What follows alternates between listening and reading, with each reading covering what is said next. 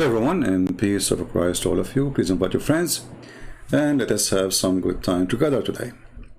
In this video we will answer some comments and some issues. As you see, the title is about, did Muhammad even dare to debate the Christians? For sure he don't. Now the Muslims, they try to defend their prophet, I understand that, but we will laugh in a second. But before we start, we have a comment from Mr.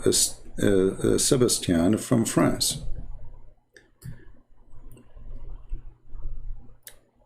He said, I like Allah. I like CP a lot, but his refusal of evolution make our Christian God the greatest of Macarin. Shame on you, Sebastian, to say that. I mean, this is shame. That's a very stupid statement. I don't know what you ate today, but you are saying stupid things.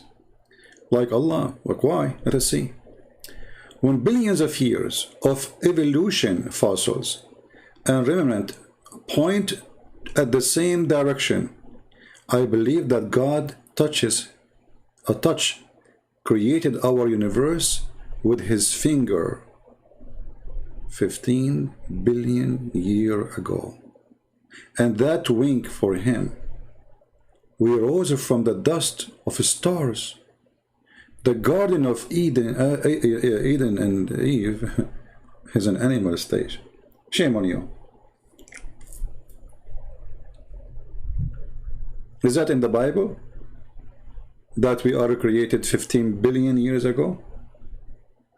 And those fossils you are talking about, you see, like I've made videos before about how they measure the age of things. Like how much salt we have in the ocean.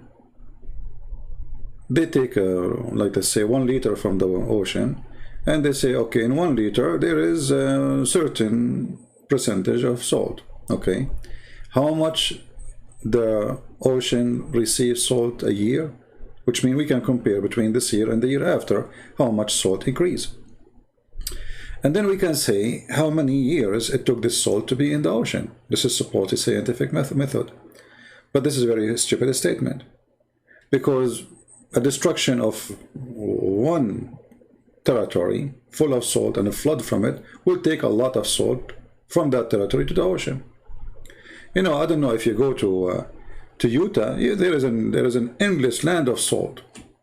So let's say there's a flood happen, there's a land close to the beach, and there's a flood happen, and then in 1 year billions of tons of salt drop in the ocean. So how you can measure? This is a very silly, this is not scientific, this is stupid. Suddenly the hypocrite ones, the false Christians, they don't want, you see, those are the same as the Muhammadan.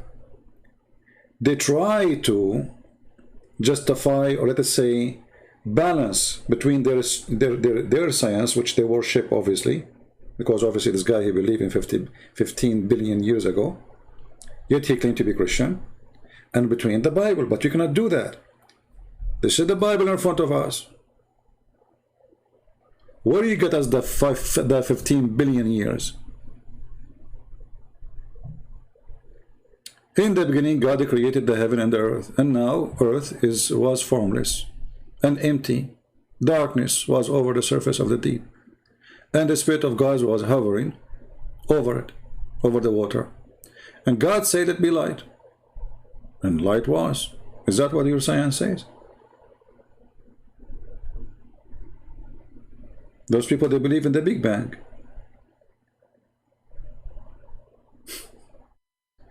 And God saw that light was good, and he separated the light from darkness. God called the light day. Where is the billion year?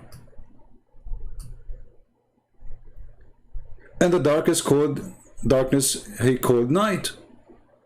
And there was evening and there was morning, first day.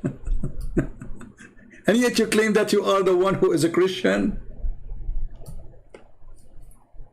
So those idiots who don't want, like they are confused, shall I worship God and the word of God, or shall I worship Darwin? They decide to worship Darwin, obviously, over God, because where you get the 15 billion years? Where you get this from? And then he go far in insulting God, saying that when God created us, he created us as animals.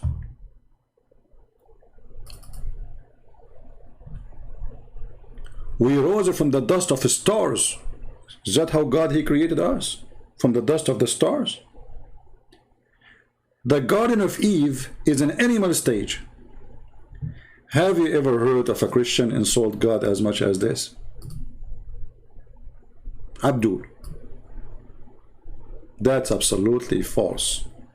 Because animals don't have rules, they are programmed. And animals, you don't talk to them. They do what they are programmed for. But the Bible says that God, he gave Adam a command. The first man he received Allah. Don't do that. Don't do this. What animals you are talking about? And yet you are the one who claim to be Christian, and you are calling our God. If we don't believe in this stupid evolution, that we are making our God as Macarim, because obviously you don't know what Macarim mean. Macarim mean deceivers, you idiot. What does this have to do even with the topic? I hope you are insulted very well, because I love to insult the one who try to deceive, and yet they claim to be Christians. Maybe you will be awake. You know, it's like a slam in your face with your stupidity. Everything you said is against the Bible teaching. Anyone who come to you and he claims to be Christian, he says, we believe that there's billions of years. He is not being Christian. What billions of years? It's clear. The word is so clear. You want to do what the Muslims do? You give it like a 50 billion interpretation to get a word. The sun set in murky water. It's so clear. They say, oh, it says, you know, it looked like appeared to Zulqarnain in his perspective. Like, where it says that? And this guy is saying the same. He's being Abdul. So don't go by those mad people. This is mad. This is stupid.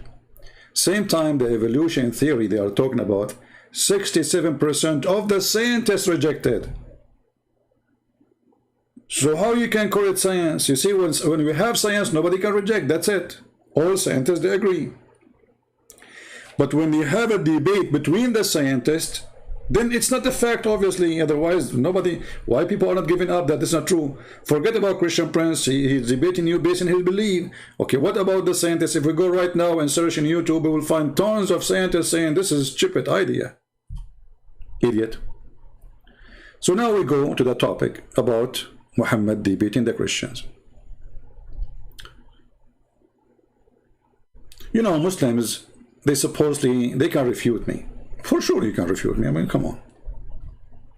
But they cannot call me or refute me. And the Muslim, they say, Christian Prince, he hang up on Muslim. I hang up on idiots. Bring me a sheikh, I will never hang up on him. Like last time we spoke about this Muhammad debating the Christians. It was a guy, his name is Nightmare, and this guy, he believed Allah have a spirit. He don't even know what his God is. So this guy want to defend Islam. But anyway, the topic is, and this is my challenge to the Muslims, did your prophet debate the Christians? Did your prophet debate the Christians? You see, if your prophet debate the Christian, then we can find a debate. Is that correct, guys?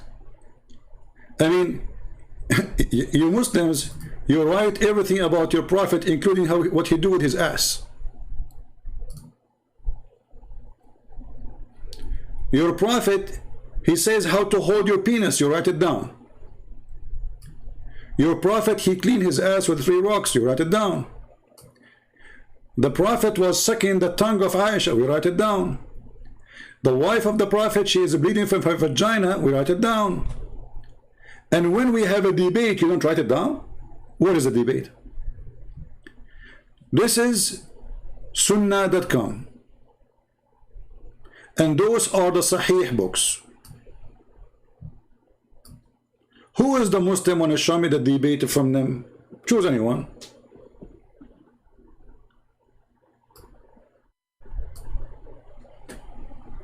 Because if there is a debate, then there is a debate. And as long you Muslim, you write down everything. How you will forget such an important thing? If we could not find it in the books of the Sunni, which is weird, we can go to the books of the Shia. And then we find that the Shia are saying that when the people of Najran, they came to Muhammad, they spent the whole day trying to talk to him, and he refused to talk. They talk to him, he don't answer.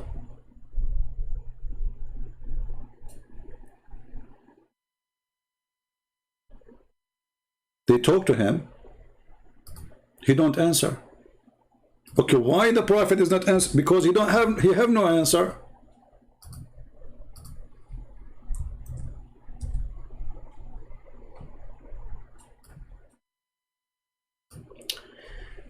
The book name سبل الهدى والرشاد الصالح الشامي, volume number 6, page number 417. By the way, if you don't like this book, just find a different book, doesn't matter. If you click translate to Google, use Google translation. All right.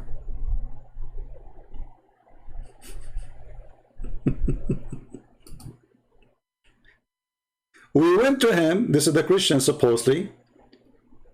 They came to talk to Muhammad. Muhammad is the one who wrote them a letter to come. They come. They greet him, he refused to answer. They keep talking to him, he refused to talk.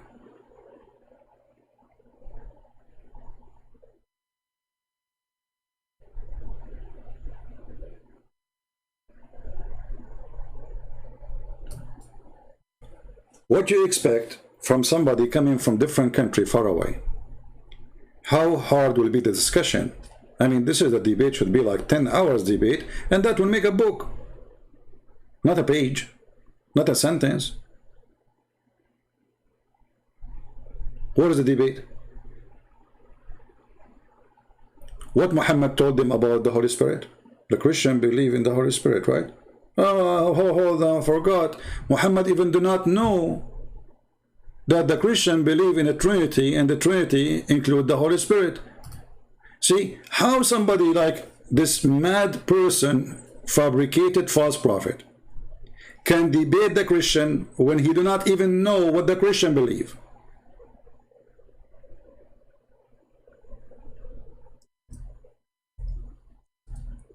Muslims, any one of you can show me the Trinity in the Quran? Like what the Christian Trinity believe in? If you cannot, I can show you.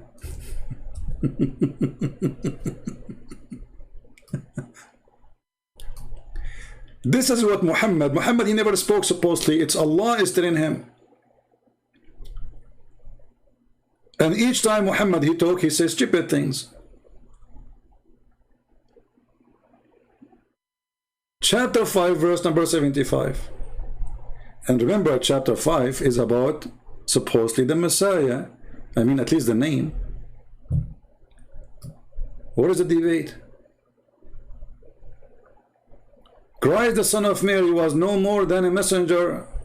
Many were messengers that passed away before him. That's false translation, by the way. It says, قَدْ خَلَتْ مِنْ قَبْلِهُ الرُّسُلُ. All messengers before him, they die. That's what it's meant. And his mother was a woman of truth. They had both to eat. So Muhammad is telling the Christian that Jesus is not God and Mary is not God. Both of them they eat, but the Christians don't believe that Mary is God. What is the Trinity? So how such a fool he can debate the Christian about what they believe?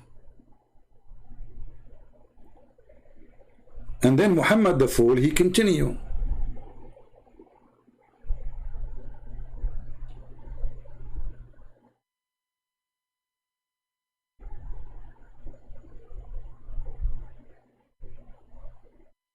He claimed that Mary is the daughter of Imran.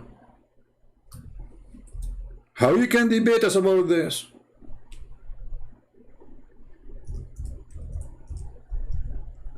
But Imran, even Muhammad, he called the name wrong. It's Amram, not Amran, but idiot, as what you say, is the father of Moses. And Muhammad keep repeating the same thing over.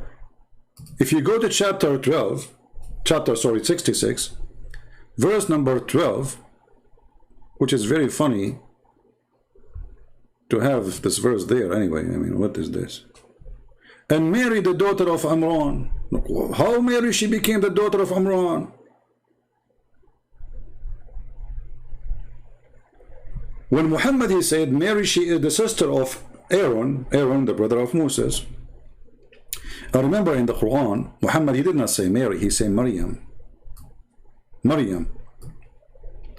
And that is exactly the correct name of the sister of Aaron. Aaron have a sister. Her name is Maryam.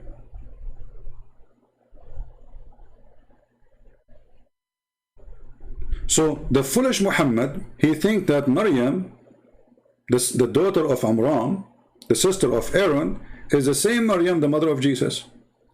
This is why when Ka'b al-Ahbar, which is a Jew, he came to Aisha and he said to her, but there is a couple of hundreds of years between them. Aisha said to him, Kadhabt, you are a liar.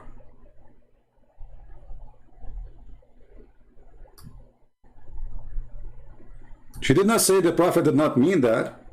When Muhammad he learned what Ka'b al-Ahbar he said to himself, oh, we got busted. So he said, oh, they used to call them by their great prophets. Great prophets? Which one is greater in Islam? Aaron or Moses?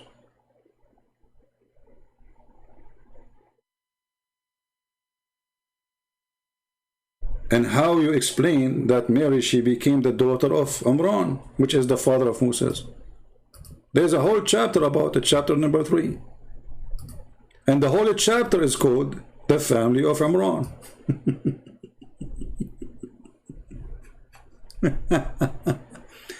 So how such a fool he can debate the Christians? He cannot. This is why in the book here it says that your prophet, he sent us a message. Okay, when we came, we love to talk to him, no problem. We greeted him, he refused to greet us. وَتَصَدَّيْنَا لِكَلَامِهِ نَهَارًا طَوِيلًا فَأَيَانَ أَنْ يُكَلِّمْنَا. And we stayed the whole day speaking to him, asking him a question, and he refused to talk. They are telling people, they are telling a person his name is Uthman, a person his name is Abdul Rahman. We came to talk to your prophet. Why he invited us? So what is the debate? And then there's a hadith of the Shia, they say, that Muhammad told them that what is preventing you from converting to Islam, that you worship the cross. Hey Christian, do you worship the cross? Since when? If a Muslim want to say, I will use the logic of Muhammad, that the Christian of Najran, they kiss the cross. Well, you Muslim, you kill the black stone, you kiss the black stone.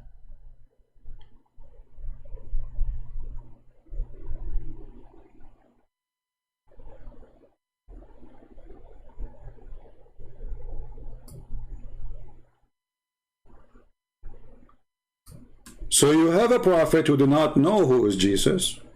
Even his name is wrong. I mean, who is this Isa? In the books of the tradition, some like in the tradition of the Jews, which is not approved by anybody, some of the Jews believe that Maryam, the sister of Aaron, she have a son, his name is Isa. The Djupet Muhammad, he thought this is the son of Maryam. This is the same Isa.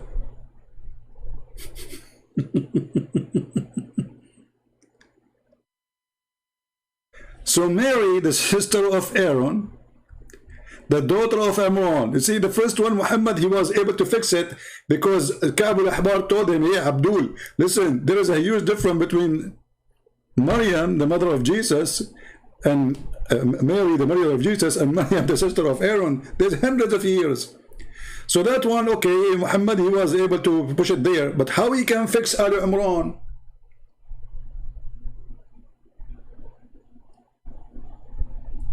And then you need to ask yourself the question,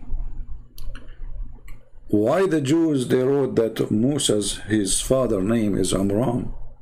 I mean, they knew that Muhammad is going to be a fool and he will write something stupid, thinking that this is the same family. Why somebody, he wrote a book hundreds and hundreds of years before this madman he was born. Why they want to change the name of the father of Moses? And what make it more funny, even the Muslim agree that the father of Moses, his name is Amram. But the question, where do you get this from?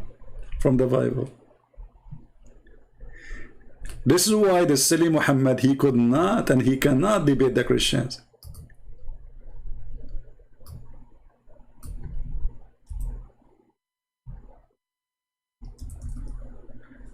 And just to show you the foolishness of Muhammad, who do not understand Christianity, and he has zero understanding for Christianity.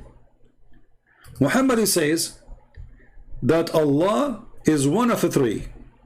The Christian, this is what the Christian believe. Allah is one of the three. Muslims, who are the three? It's an open challenge for every single Abdul in the chat to tell us who are the three which the Christian believe in.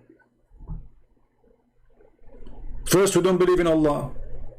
I know some Muslims, they will say to you, well, there is a Christian, they use the word Allah. They are under the occupation of Allah army for the last 1400 years. Taliban come yesterday, suddenly everybody grew a beard. Yesterday, nobody wearing hijab. This is exactly what happened. So the question, when Muhammad said that the Christian believe and they are doing blasphemy against God, Allah is one of the three. We don't believe in Allah. Secondly, Allah is one of the three. Who is the three? Any Muslim can help? Let us go to different verse in the Quran so we can love more. Shall we? Be my witness. Remember, Allah is one of the three. The verse we showed you previously says so, right? And as you see, we are showing you in front of your eyes.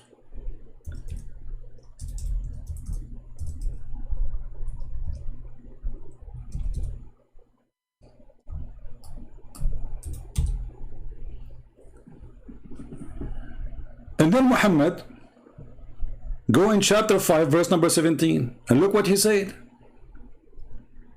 In blasphemy, indeed, they say that Allah is the Christ. Like, hold on. If Allah is one of the three, and this is what the Christians, they believe,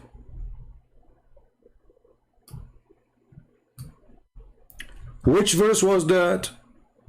Chapter 5, verse number 73, the same chapter. Okay, so chapter 5, verse 73 says that the Christian, they say blasphemy against God by saying that Allah is one of the three. Take a note. But then the crazy man Muhammad, he say in the same chapter, in verse number 17, that the Christian believe that the Messiah is Allah.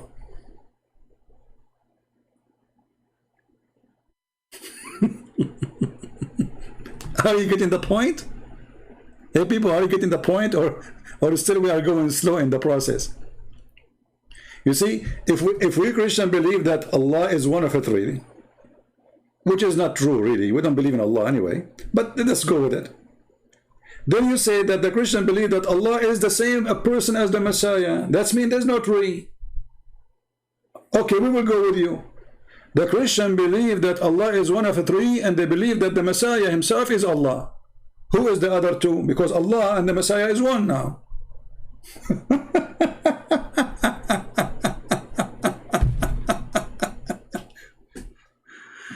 Oh boy. Do you see how stupidity works?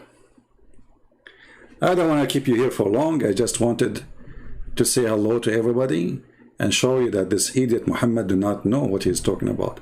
And when the Christians, they came to him and they start making, argument, he could not answer them. And Muhammad, in order to avoid, or the Muslims to avoid embarrassment of their stupid silly prophet, he said to them, when you see people, they are making fun of the Quran or they question the Quran, leave. Don't stay there. You see? In the reference, it says that the people of Najran, yujadilun al-Rasul, yujadilun, they have an argument. They have an argument. It's not him arguing.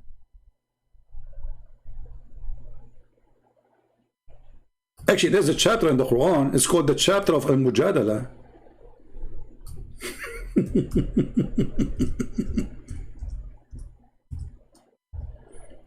What a Djupet. And for sure, you know, like the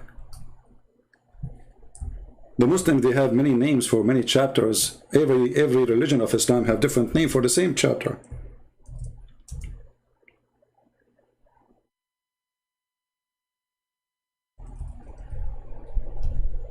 Every religion of Islam, they have different names even for the same chapter.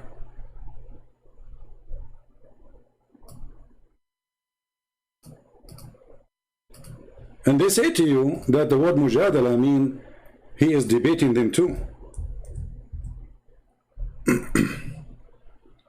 That's false.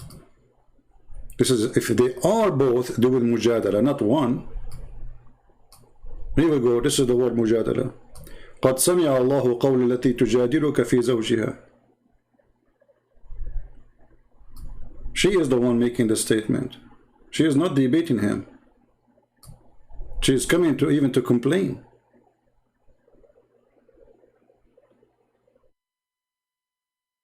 So the Christian, they came and they make a statement, and the fool Muhammad could not answer it.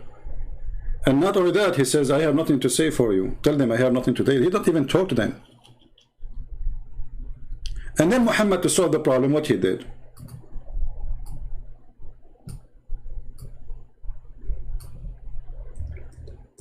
He said, okay, come. Let us invoke the curse of Allah in the one who is lying. He could not answer them. If anyone dispute in this matter with thee, did Allah say to him, debate? No.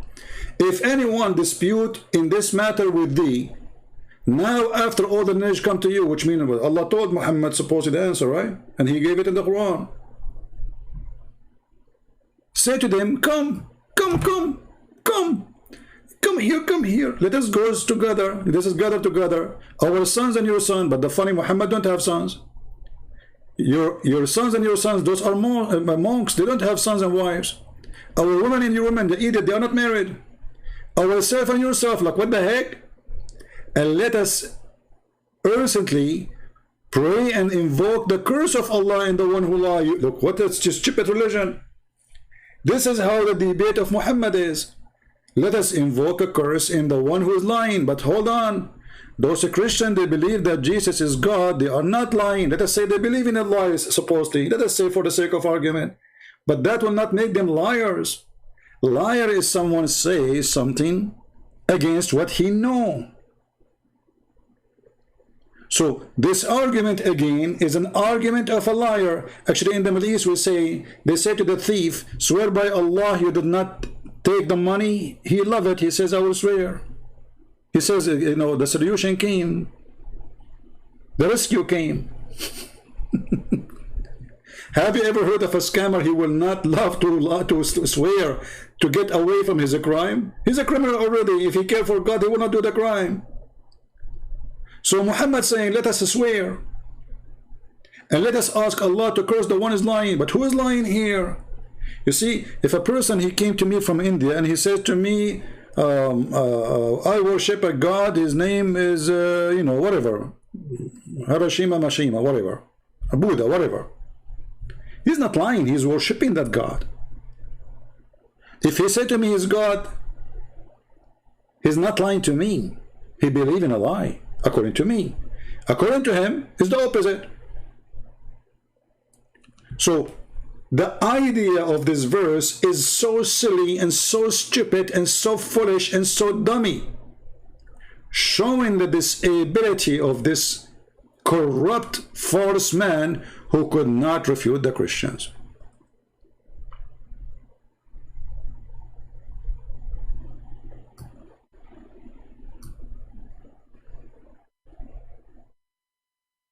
Do you see it? So my friend, this is just my snack for you for this evening, for those who live in the state, and this is my morning snack for those who live in Asia and like where it is sun right now. And by the way, don't forget the prophet, he knows everything, and there's a Quran, there is science, brother. You know, the sun did not set in the sun murky water. This is how it's appeared to him, brother. It's appeared. Where it says the word appear, doesn't say that there. But in order to take the stupidity of Muhammad away, we say that. And not only that, they agree that when Muhammad, he said that the sun disappears and goes every day under the sun, the throne of Allah, it was a true hadith. So if we make a summary of this, the Muslim, they write down everything Muhammad is saying, everything he do, even when he shake his penis, they write it down. The Prophet hold his penis with his right hand. I mean, look, they're watching him. How in the world they saw it? Did your Prophet used to stand and show you his penis and he's holding it? The Prophet, he shake his penis 3 times. Like, how you know? Your Prophet, he have no shame. He don't turn his back to you when he do pee. Is it an animal place? The Prophet, he clean his ass with the 3 rocks. Like, what the heck? So you have the record of all those things, but you don't have a record for a debate? A debate which took the whole day. Because it says there, we were talking to him the whole day and he refused to answer. The Prophet, we gave him 3 rocks to clean his anus. Look at the story. And look at the title. Chapter, don't clean the private part with dung. Like, what the heck? This is the chapter name.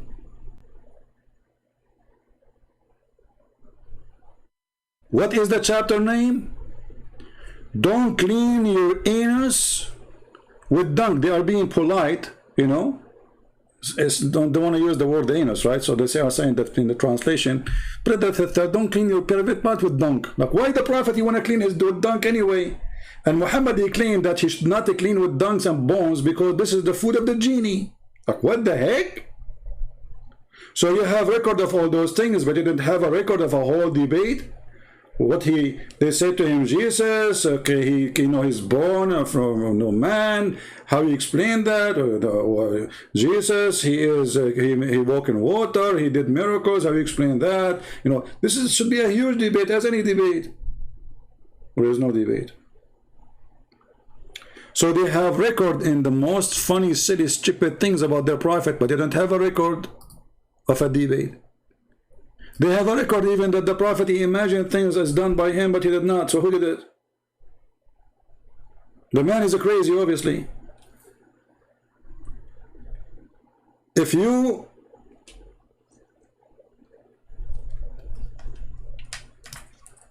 are a person who imagine things happen and they never happen, that's mean you have a chemical balance in your brain. But this is a prophet. Was Muhammad imagining an angel coming to him? If a Muslim say no, will prove it. Your book saying he imagined things. And the excuse is bewitched. Who is going to believe in this garbage? Bewitched? What bewitched? In the old days, anyone, you know, who mentally ill, they say he was bewitched because simply, especially the one who act normally during daytime and suddenly he start doing something weird. So they call him bewitched. So once the prophet was bewitched, okay, and what happened? He began to imagine that he had done a thing. In fact, he did not do it. So during that time, Muhammad was bewitched. If you remember I don't want to call it debate with this guy, his name is Osama Abdullah. He said, Christian Prince is a liar. The prophet was only bewitched for 6 months. What? Only? Okay, in 6 months, how many verses he imagined? How many Jibreel he imagined? And how this Allah, he allowed that such a thing happen to the one who is going to try. He is the fax machine of Allah. The fax machine is broken. The fax machine is giving false messages now. Because this false machine, Allah, Prophet Muhammad, he is imagining things. He is imagining facts coming, and he print the facts. But it's not Allah talking to him.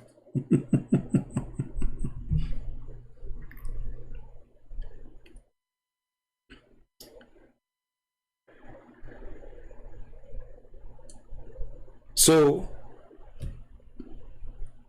Muhammad was nothing but a fool. A person who did not know what even the Christian believe.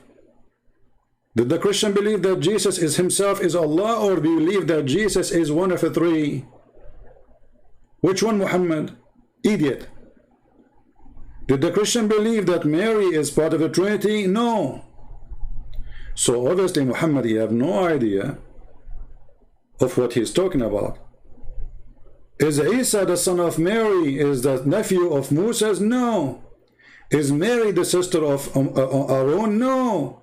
Is Mary the daughter of Amran? No. So how he can argue with the Christians? They will ask him those questions. Hey, idiot, where you get this Mary? She is the daughter of Amran.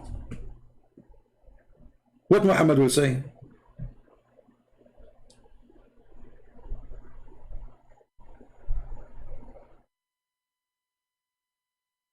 Right?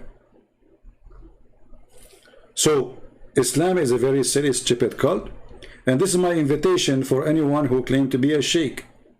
If you are a sheikh, please leave a comment.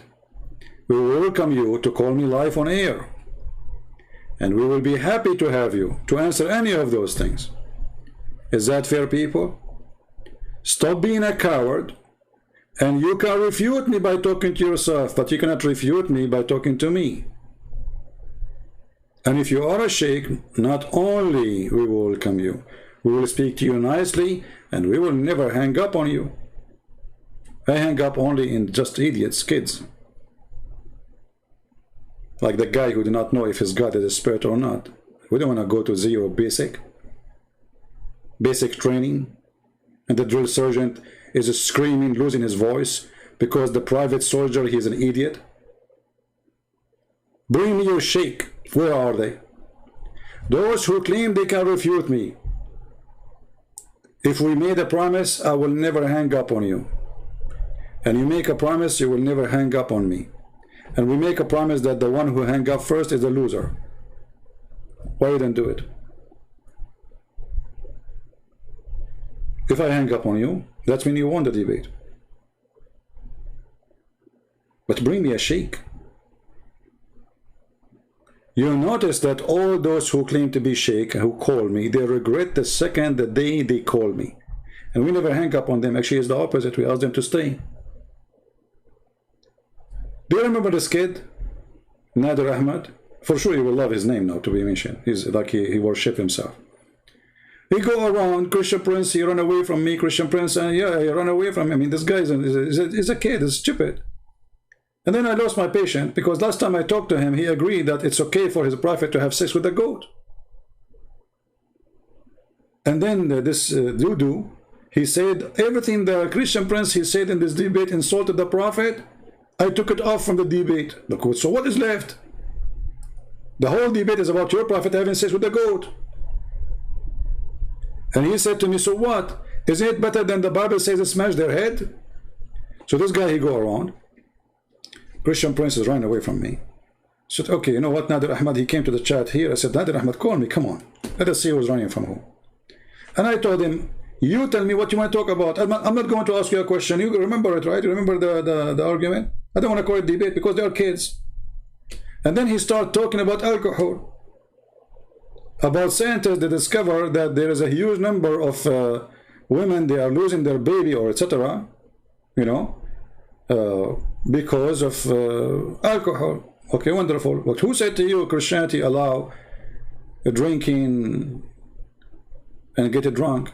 Even the Bible says a drunken, they will not enter the house of God, the kingdom of God. Drunker and this is why Muhammad, he copied, he put it in the Quran, he copied from Paul.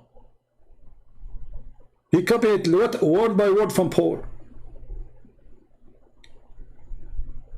So I said to him, okay, is alcohol is bad or good?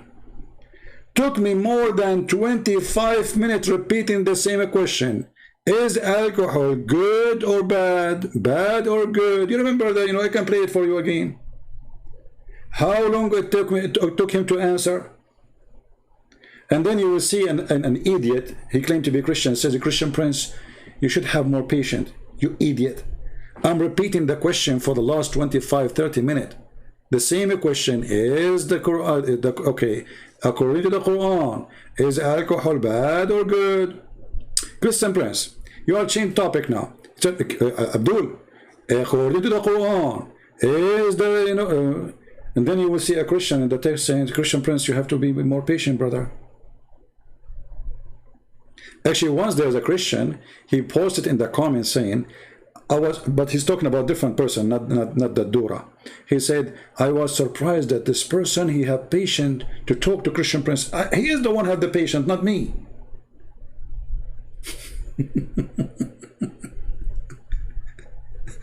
You go from the right, you go left. You go from the left, you go right.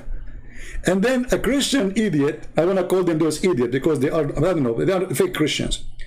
He claimed that that guy is the one who have a patient, not me.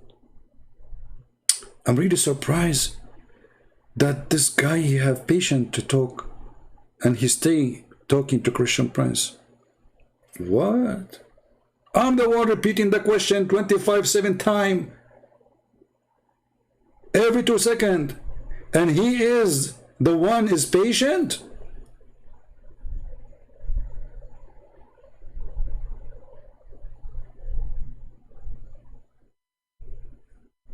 And then a Christian, he will say to you, Christian prince, why you don't let them speak? Like, what the heck? What's wrong with those people? So what we were doing?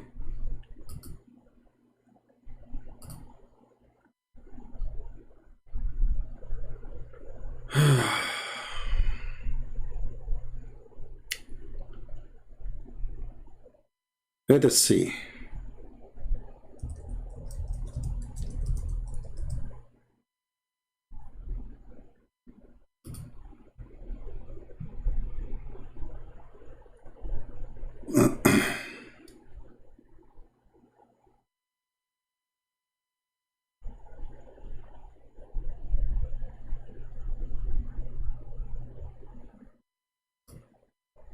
Just for comedy.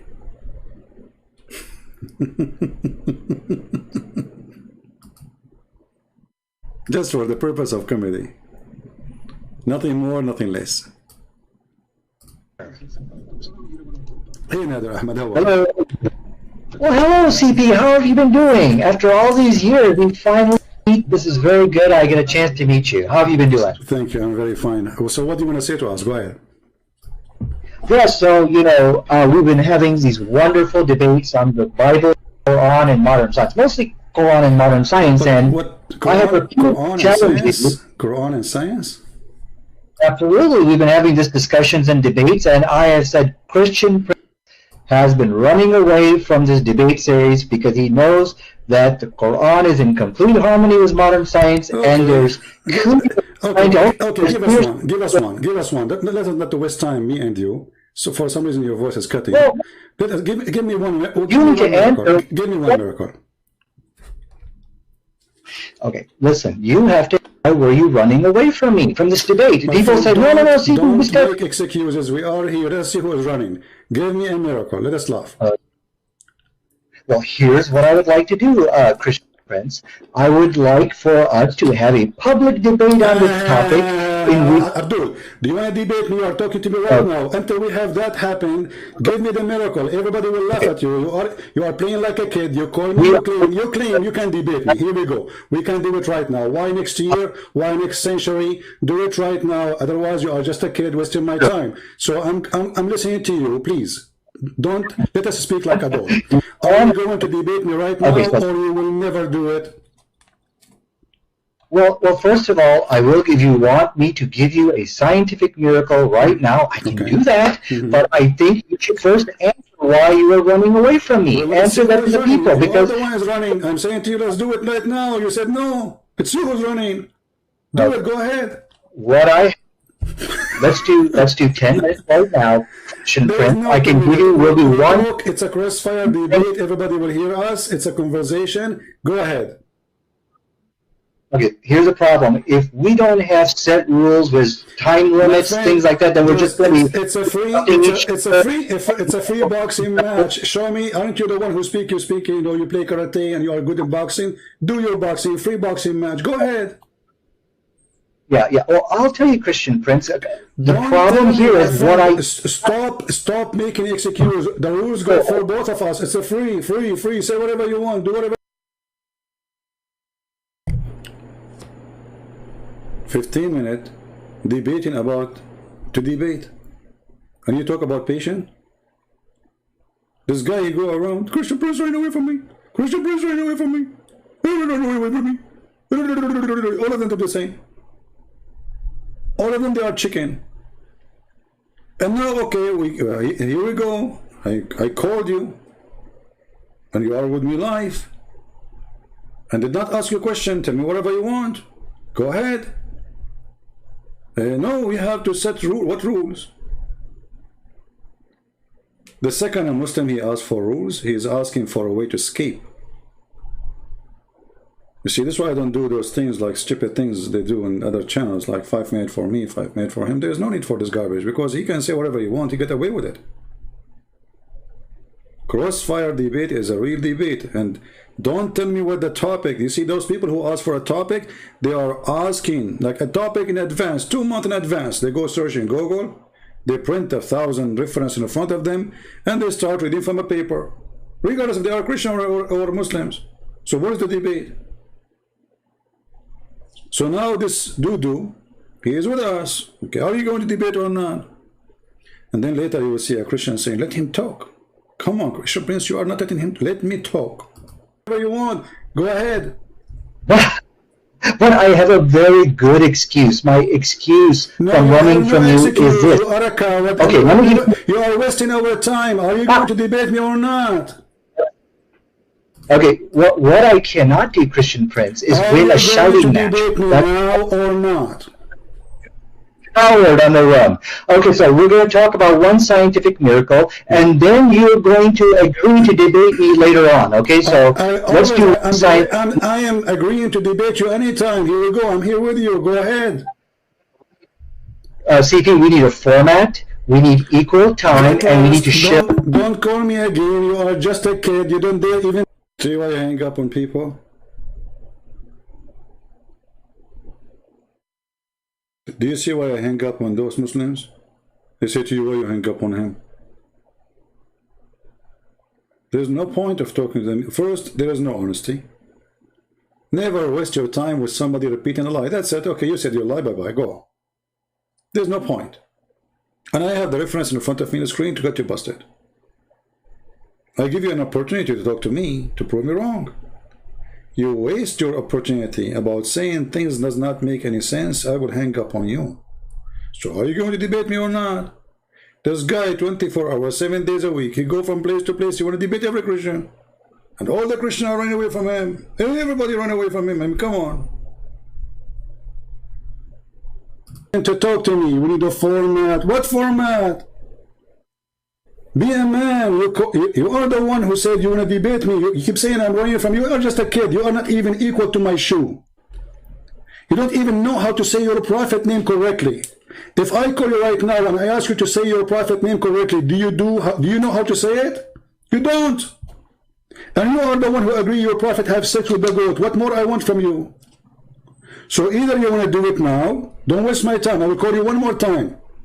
Either we do debate now. Don't put rules. No rule for you. No. Notice he will not say you lie. I did not say the prophet have sex with the goat. He agreed because that's what he said, you know. See, he said, so what? So what? Better than your Bible says, smash the head of the babies. Rule for me, speak as much as you want. Get me busted. Go ahead. Let me call you.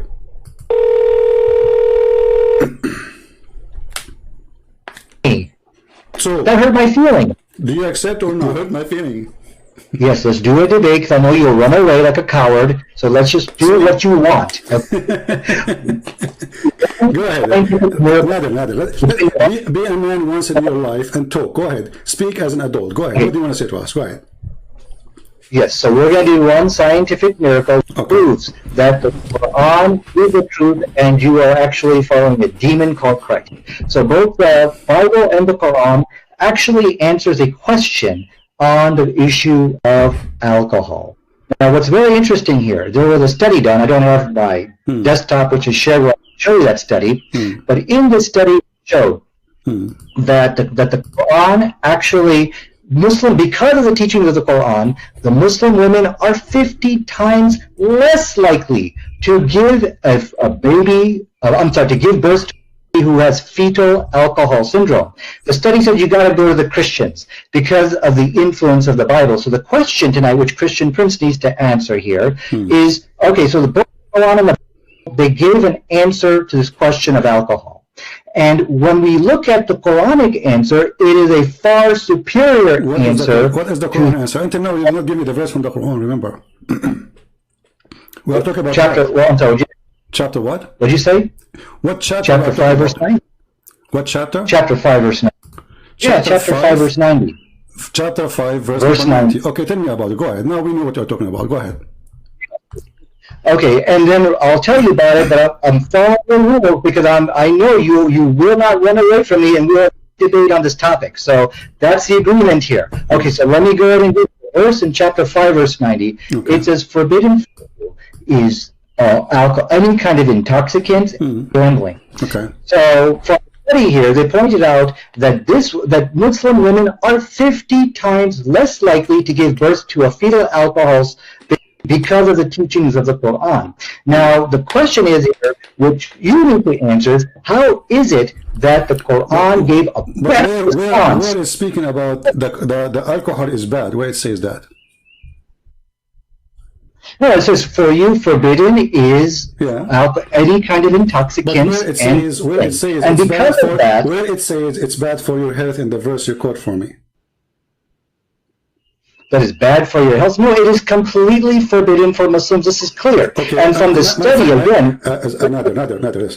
I'm asking you a very simple question. You say that this is about health. I'm asking you, why in the verse never say anything about health? It says this is from Shaitan, that's all. Because it's from Shaitan, don't do it, correct? Yes, this is from Shaitan. And so, because as the study concluded, it is the teachings of the Quran which caused Muslim women to abstain from alcohol. And so the question from again is that how could Allah of the Quran provide a better response than Jesus of the Bible on the question of alcohol? That's a question you need to answer now. And so this let's make it clear. I'm just trying to get a full sentence from you. So are you saying the Quran confirmed that alcohol is bad, no matter what? The Quranic position is that it is forbidden. Yes, it's forbidden. I know it's forbidden. This is not a question. Are you saying that alcohol is bad no matter what? It's bad. It's ugly. Yes or no? No. But I think these are irrelevant questions you're asking. You're running away from the study. If you like to count how many times I need to repeat the same question, just start counting. Already I did it maybe 5 times. The question very simple.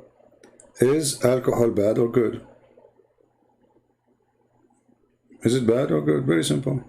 The question now is irrelevant. Okay. This is the topic. I want to know if alcohol is bad or it is not bad. Is it bad or not? I mean, what's wrong with you? So you are saying to me, Quran is forbidden alcohol. Okay, forbidden because of what? Because it's good or because it's bad? Yeah. What? You don't understand the question here, so I need you to take some time. This is my question. This is my question. Guys, you don't understand the question. I mean, the question is difficult.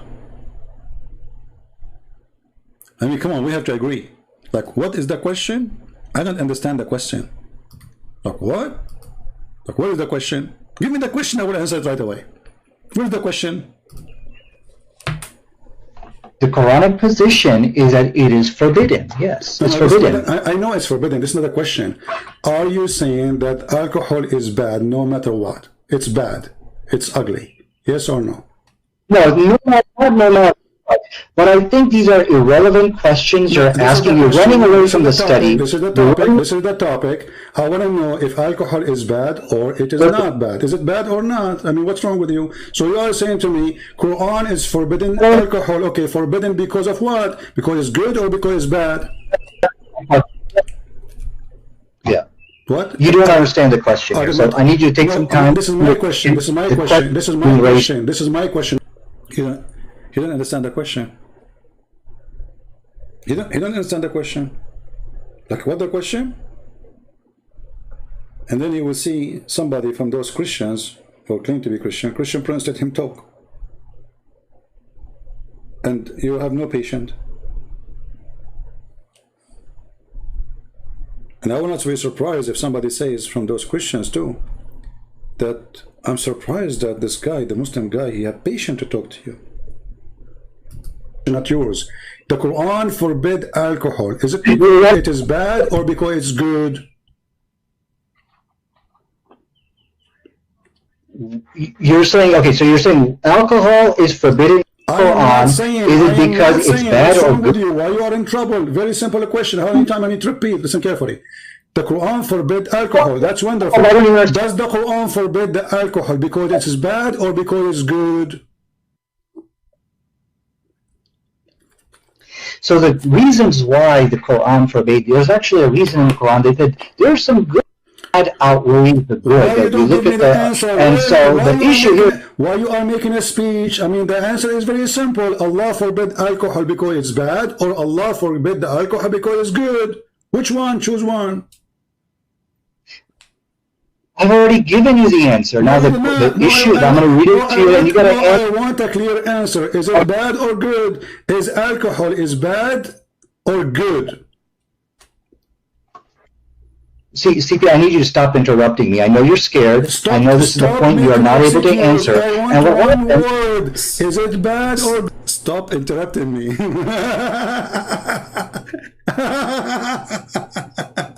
Hey, listen, Prince, let him talk. Why don't let him talk? Stop interrupting me. Look, what the heck? I'm repeating the same question for the last 15 minutes. Let me talk. Vacation Prince, let him talk, okay? What? Good, you are the one who chose the topic. Everybody is my witness, and now you don't dare to answer. What's wrong with you? Okay, Allah forbid alcohol because it's bad or because it's good? CP, you gotta let me, don't interrupt me, you have to let me answer. Okay, we're gonna have an intelligent... You're making a speech. I mean, the answer is very simple. You call me, you say, according to science, proving that women, they give birth and they have a defect in their birth. That's wonderful. That means alcohol is bad. So why you don't say it's bad? Is it bad or not? You know, the issue with the Quranic position on alcohol is that there is some good in it. My friend, aren't you the one who mentioned to me? Is it you who mentioned to me in the beginning saying that science proved that most of women who give a defect birth, the reason for defect birth, and you mentioned the word the Christian specifically, the reason for that, the highest percentage is because of alcohol. So is alcohol is bad or good? Okay, okay. Your question, as I understand. Do you know why they didn't dare to answer? They made an article, and the article they were teaching Muslims how to refute Christian Prince. Whatever Christian Prince he said to you, this is number one. I wish I can find the article. They made it many years ago. Don't say yes, don't say no, because whatever he say, you say, he will get you busted. Even if he said the prophet was a wonderful man, don't say yes. And this is an example. This guy, he don't want to say yes or no, because the second he say it, he knew there is something coming. He knew he's talking to Christian Prince. He's not talking to somebody, anyone. He knew that Christian Prince will not ask a question unless there is something. There's some kind of explosive device coming. It is yes. It's good or bad. I mean, what's wrong with you? But the guy is struggling like, what is the, like what? What is the question? Remember, this is his topic. He is the one who called me. He is the one who challenged. He is the one who mentioned it.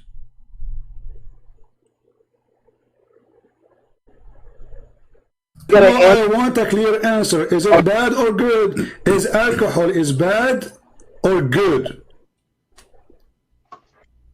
See, CP, I need you to stop interrupting me. I know you're scared. I know this is the point you are not able to answer. And one word. Is it bad or good? You are the one who chose the topic. Everybody is my witness, and now you don't dare to answer. What's wrong with you? Okay, Allah forbid alcohol because it's bad or because it's good? CP, you gotta let me, don't interrupt me, you have to let me answer. Okay, we're gonna have an intelligent... I'm making a speech. I mean, the answer is very simple. You call me, you say, according to science, proving that women, they give birth and they have a defect in their birth. That's wonderful. That means alcohol is bad. So why you don't say it's bad? Is it bad or not? Well, the issue with the Quranic position on alcohol is that there is some good in it. My friend, aren't you the one who mentioned to me? Is it you who mentioned to me in the beginning saying that science proved that most of women who give a defect birth, the reason for defect birth, and you mentioned the word Christian specifically, the reason for that, the highest percentage is because of alcohol. So is alcohol is bad or good? Okay, okay. Your question, as I understand your question, you're saying that overall alcohol a good or bad thing. Is that your question? I mean, this is even your topic, and you don't even dare to answer. You call me saying that because of drinking alcohol, women give birth to children who have defect in their birth. Okay, that's your claim, and you claim this is from science. That's wonderful. Now, I'm asking you, based on what you told me, is that mean? And based on the Quran forbidding the alcohol, does that mean according to Allah, alcohol is bad or good? Oh, I think I understand your question. Your question is, okay, did Allah forbid alcohol for a specific reason of preventing fetal alcohol babies? Is that your question? No, what's wrong with you? You are in trouble. You are like a cartoon, Mickey Mouse. You're in the corner. You not know what to say. I'm asking you, is it bad or good? Very simple. Don't tell me any reason. I want to know. Is alcohol according to the Quran bad or good? Bad. Okay, to answer your question, it's bad. It took us 10 hours to get the word bad. And look how stupid this argument. Because if this is the case, Allah forbid it, because women, they will give such a thing, then men, they shouldn't drink it, because men, they don't get, they don't carry babies. But the verse of the Quran, Allah speaking to men. Ya ayyuhalladhina amanu. So, the idiot, you know what you can do, an idiot. So, this is how much patience you need to talk to Muslims. And then you will see somebody sitting in his chair, drinking his coffee or his iced tea or whatever, relaxing, say, Christian Prince, you have to be more patient, brother. Brother, you hang up on this guy. Brother, we might just bring him to Christ, brother. You know, they are sitting there, relax, you know, and I'm losing my voice, repeating my question, screaming. And then the Christians say, Christian Prince, brother, you need more patience. You are very tough on the Muslim. Like, what? Actually, the most who make me upset is not Muslim comment. It's Christian comments. It's really weird. I mean, they school you how to talk to Muslims, and they themselves, they never did talk to one. I mean, I spent my life making Muslim leave Islam, and then you will see a guy who never spoke to a Muslim. He never made a Muslim leave the cult of Islam. He is schooling you how to talk to Muslim. Okay, now we reach the point. This is this is part 2 of the movie. Now he got the question, man. So this is the question, huh? Okay. Oh, I think I understand your question. Your question is, okay, did Allah forbid alcohol for specific reason of preventing fetal alcohol babies? Is that your question? No, what's wrong with you? You are in trouble. You are like a cartoon, Mickey Mouse. You're in the corner. You not know what to say. I'm asking you, is it bad or good? Very simple. Don't tell me any reason. I want to know. Is alcohol according to the Quran bad or good? Bad, bad. Okay, to answer your question, it's bad. But there's a little bit of good in it. The Quran okay, finally you said it is bad. So how come the Quran says it is good? Here we go. This is the chapter 16, verse number 67. You made me lose my voice, repeating the same question. The Quran says that the alcohol is amazing drink, is the best. It's a miracle of Allah. Read for me the verses.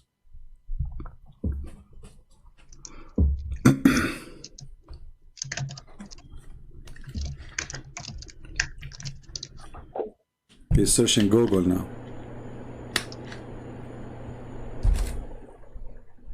The moment of truth. Is it bad or good? Are you finding the verse? I'm sorry, I'm not even looking at your screen. Well, did you want me to respond? Oh no, I don't want you to respond. You can call a friend. I mean, what's wrong with you?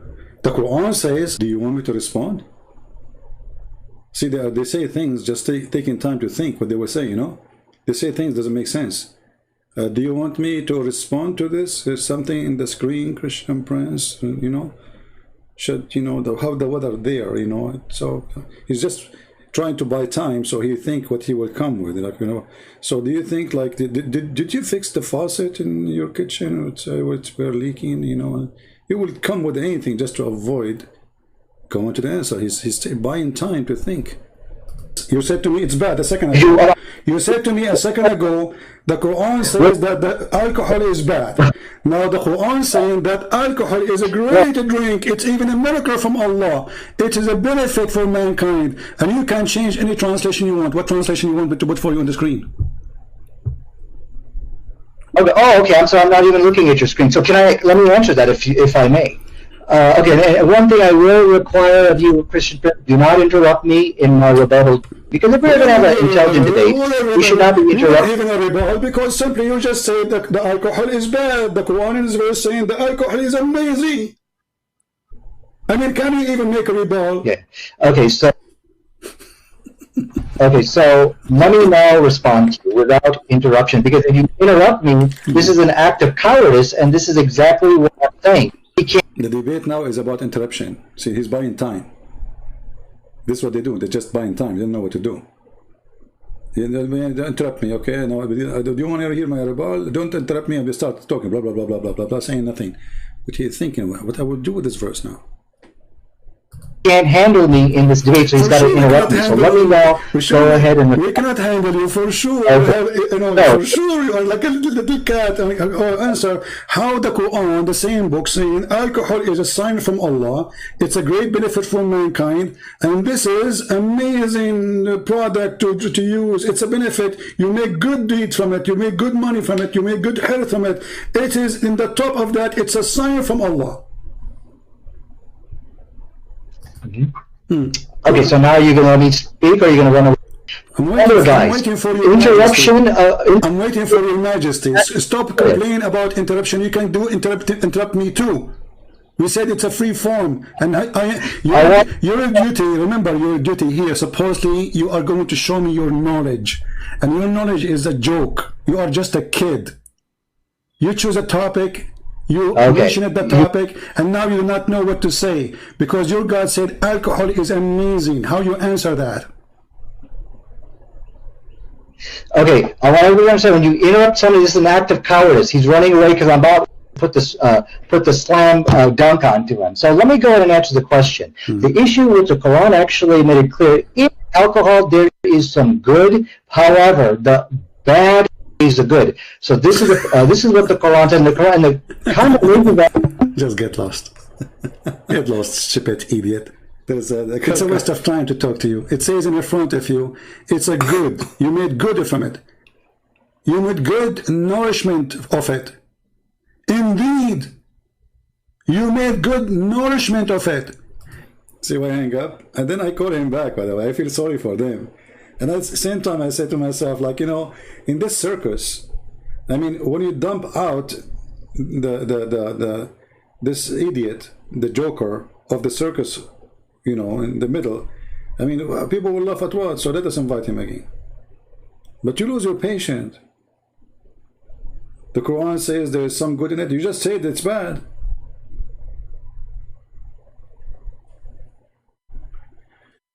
And again, I call him again. Indeed, if you have sense, indeed you are a donkey. You are a certified donkey. Obviously, you do not know your book. It's a waste of time for someone like me. I can put my toes in a chat room and you cannot answer my toes. Who are you? So when you say, I'm going to debate a Christian prince, I want to debate a Christian prince, you're a potato. Let me, yeah, the Quran says there's some benefit. What some benefit? It says, I asked you, is it bad or good?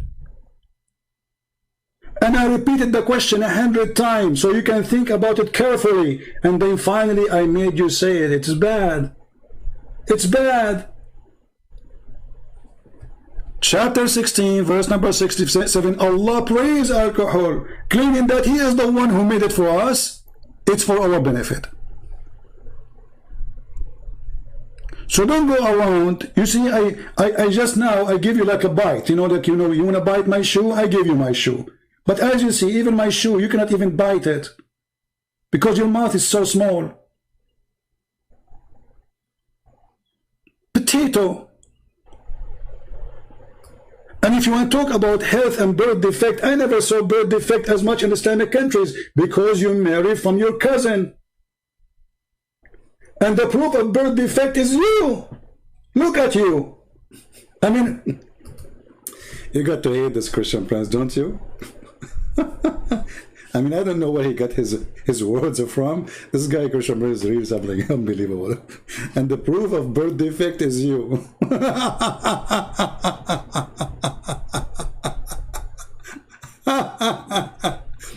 They marry their cousins.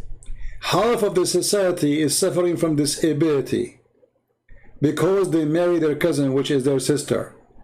And they are coming to me, finding a false logic, trying to make it like the Quran forbid alcohol because of women giving birth. This is really what the Quran says. Desperate cult.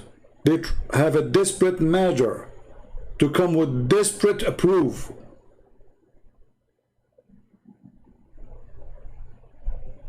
If your God, He care for what you claim for birth defect, then He should forbid you from marrying your own cousin. Actually, the Quran allow you to marry your own daughter.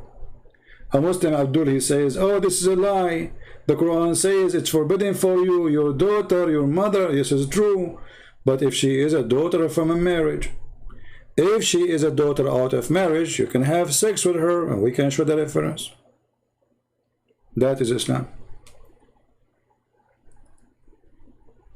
Then we call him back. Should I play it all of you guys? I mean, should I play it all? What do you think? Do you want to continue the movie or we finish? What do you think? Should we finish the movie or continue?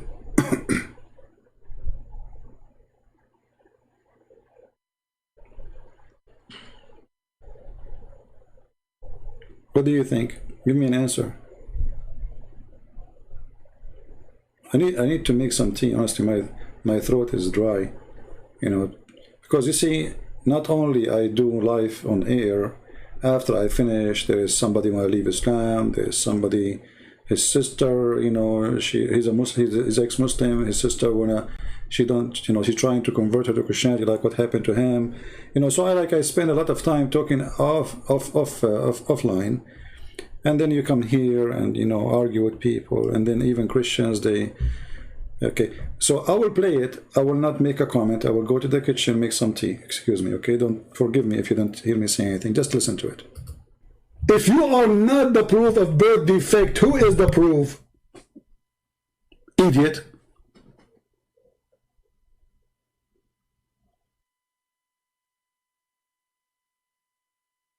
Shall I call him back again or give him one more chance?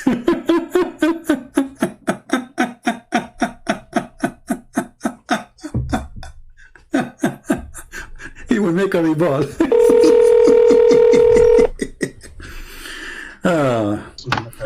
Why you run away? I'm laughing. What happened? We are laughing. We have to take a commercial break because you are a birth defect yourself. So now, are you going to answer or not? Don't make an excuse. Are you going to answer how Allah He says that alcohol is a great product and it is a sign from Allah? And then you said to me from the beginning that it is from Satan. Isn't it the other verse? It says from Satan. The verse you gave me, chapter 5, isn't it that verse? It says that alcohol is from Shaitan. Okay, well, I want to make it clear. You hung up on me, you interrupted me, and this is a clear sign of cowardice. Everybody is laughing. Listen, this is recorded. Everybody laugh at you. So the verse in chapter 5, verse number 90, it says that alcohol is from Shaitan. Correct? It is a handwork of Shaitan. Correct? Really? It is a handiwork of the devil, which is found in your book, right? No, okay. So now how the other verse is saying that it is the work of Allah?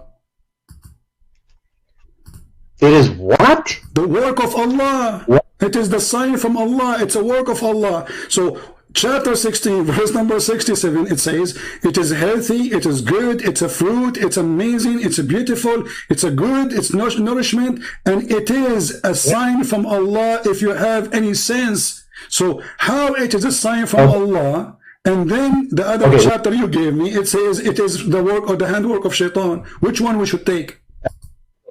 Absolutely. And so this, as you can see, Christian Prince is running away from the real question tonight on how is it the Quran could give a better response. Now, what he's showing, okay, but I can show internal contradiction. Don't change topic. Don't change topic.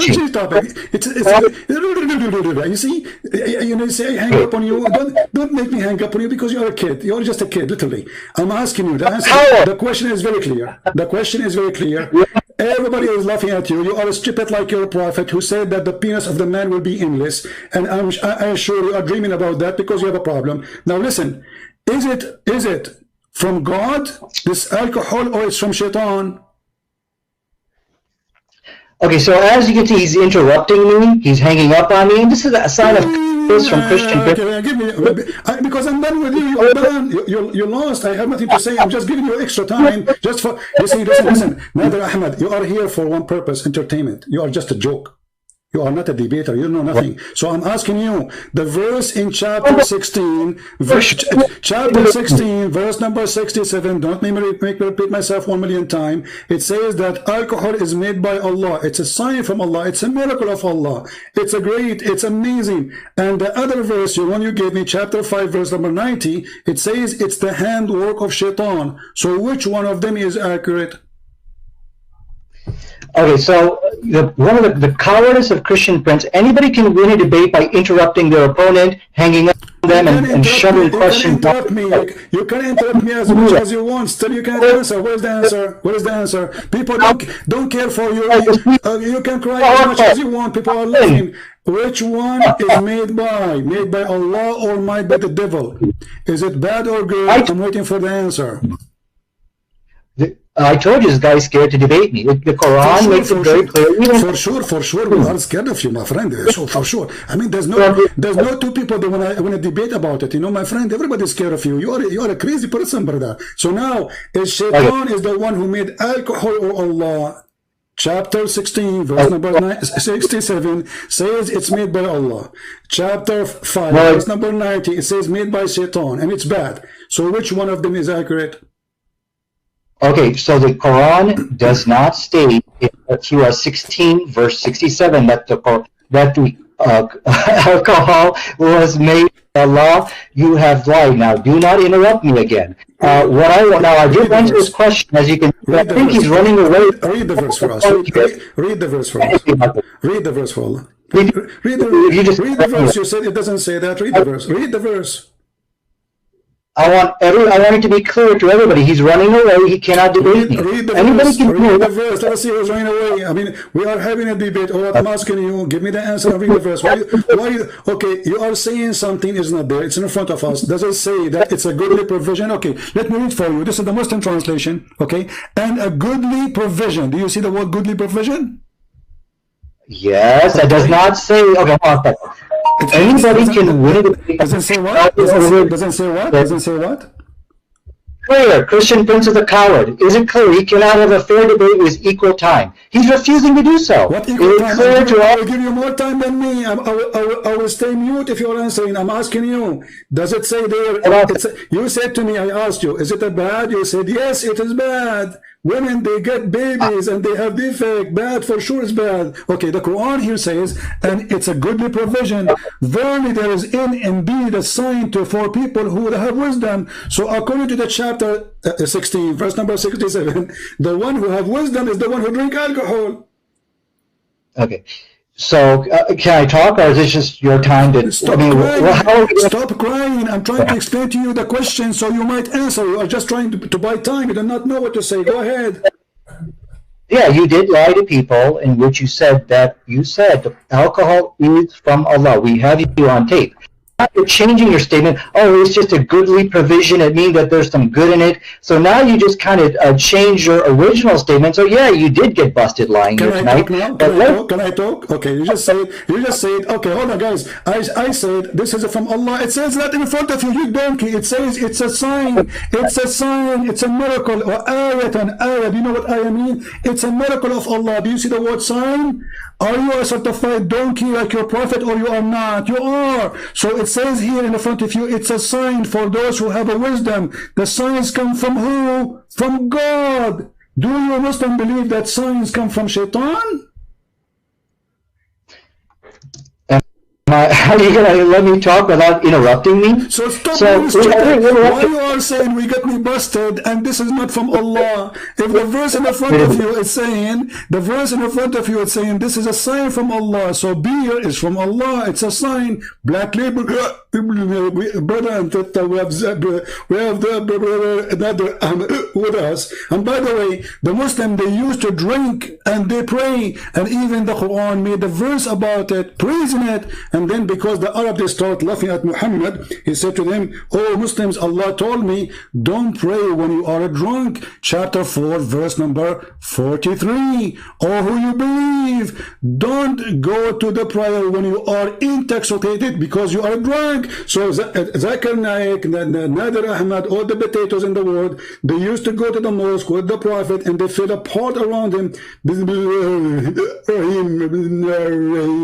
the Arab, they start making fun of Muhammad and his followers. What kind of followers they are? Why Allah did not say from the beginning? And in the top of that, Allah, he praised alcohol and he claimed that alcohol is a sign from him. Why he did that? Because the Arab, they love to drink. You're Mike. Well, the point of giving me the mic if you're going to interrupt me every 10 seconds, I mean, this is an act of cowardice on your part. I'm just answering you. You made a statement. You said you got me busted. You said you got me busted. The verse doesn't say it's from Allah, so I have to answer. It says in the front of you, it's a sign from Allah. So do you agree it's a sign from Allah or not? I've never won a shouting match in my life. There's a difference. Listen, I want to answer. You see, shouting match, this is not shouting match, this is spanking match. You are being spanked. I want you to tell me, does it say in the verse a sign from Allah or not? It's pointless. You're just going to interrupt. What's the point of now talking about this? Excuse. Here we go. It took me 5 minutes repeating my question to make you say that alcohol is bad. Repeating my question 1 million times, and now you are going to do it again. So is it saying there that alcohol is a sign from Allah, or I'm lying? Okay, so let it be clear. I'm going to answer your question, even though you're jerking me around, you're interrupting me. Are you going to answer? Is it a sign from Allah? Is it a sign from Allah or not? You see, I am not anyone you can play with. You are talking to Christian Prince. I hold you from your tail. I put you in the corner, and it doesn't matter how big the rat is in front of me. Still, you have no cheese. I'm going to repeat my question. Is it a sign from Allah, as the verse saying, or I'm lying? No, it does not say it's a sign from Allah. It says it is a sign. Then read the verse. Then read the verse. Read the verse. It says the word sign there. The sign is... There's a difference between... Can I respond? Why are you so afraid to debate me, Christian Prince? Please keep in mind when you interrupt people you want. That's not a debate. And that's very Abdul, in front of everybody, which interpretation you like to put in the screen? Christian Prince. Abdul, stop playing. It's not everybody laugh at you. You want a Jalalain, you want a Tabari, you want Ibn Kathir. What do you want? I will put them for you and you will get you busted. You're a potato. So I'm asking you for the last time. I'm losing my patience. You're just a kid. Is it a sign from Allah or a sign from Shaitan? Here it says it's a sign for those who have wisdom. For who? Yes. For the one who have wisdom. So the Quran saying it clearly that those who have wisdom, they believe in the sign, which is dream drunk. Can I respond? I mean, can I talk? I don't know. You could just interrupt me every 4 seconds. I think I can 4 seconds now that you are the best joker ever. I love you, man. I love you. I love you. You know, God, He created a lot of funny things. I love you for the sake of God, because you are the best joker. Are you going to answer or not? You see, how many times I need to repeat my answer? When the Quran is saying it's a sign by who? Who is the one who's giving the sign? Can I talk? Are you letting me talk, Christian Prince? No, you're not allowed to talk. I'm repeating the question, you donkey. Is it a sign from Allah? The word sign is coming from who? Who is the one who did the sign? Who is the one who did that sign? Go ahead. Okay, so now please don't interrupt me. The text of the Quran, it is a sign as that. The text did not say it's a sign from Allah. So the text did not say this. Okay, it's from who? What? Guys, it's not from Allah. The text did not say it's a sign from Allah.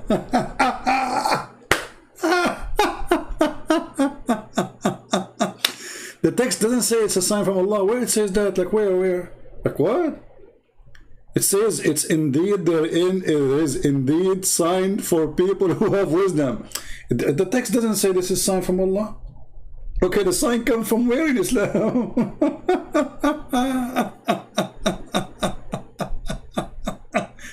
And they say to you, let him talk. You see, this is why when this is not a debate. We don't debate with those Abdul. Those Abdul, they don't debate.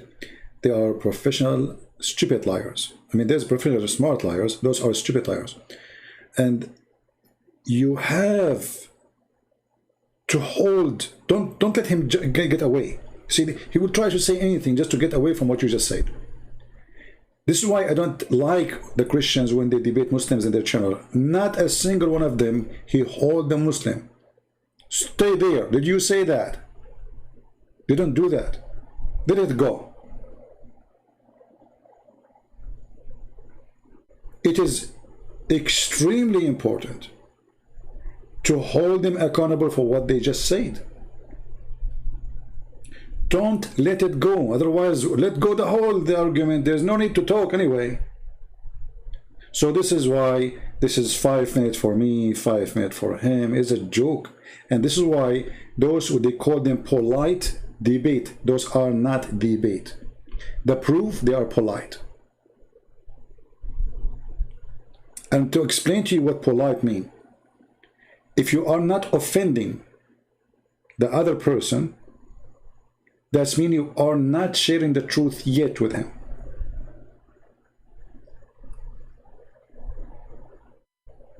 At least the truth you believe in it.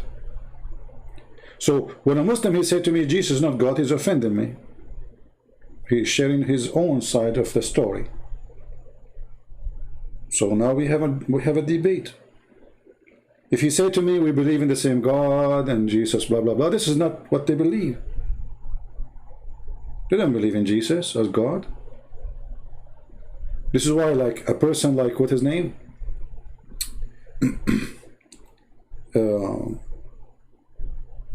Wahidi something, the Shia guy. This guy is like a snake, you know. This guy, he have no religion. With the Christian, he starts saying things doesn't make sense. The Islam, you know, he make himself like he's opposing the bad Muslims, but he will not confess that this is his religion, you know. So you need to learn how to deal with those people. Until now, I saw zero Christian, sadly. He hold them there. Did you say that? Doesn't matter how many times you repeat the word. Did you say that? Repeat it again. He will try to escape. Repeat it again. Hold on. Don't let it go. The second you let go, he escape it. You lost an opportunity.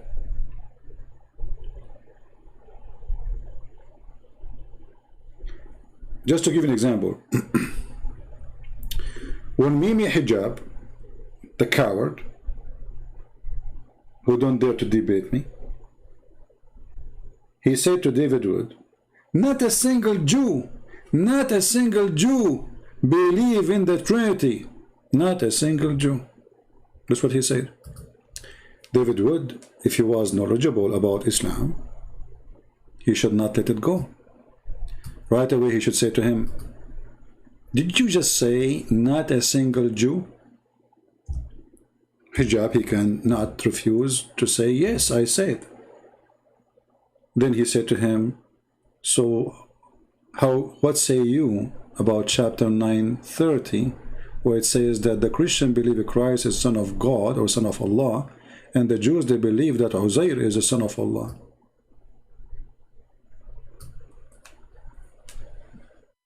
He was talking about monotheism, remember?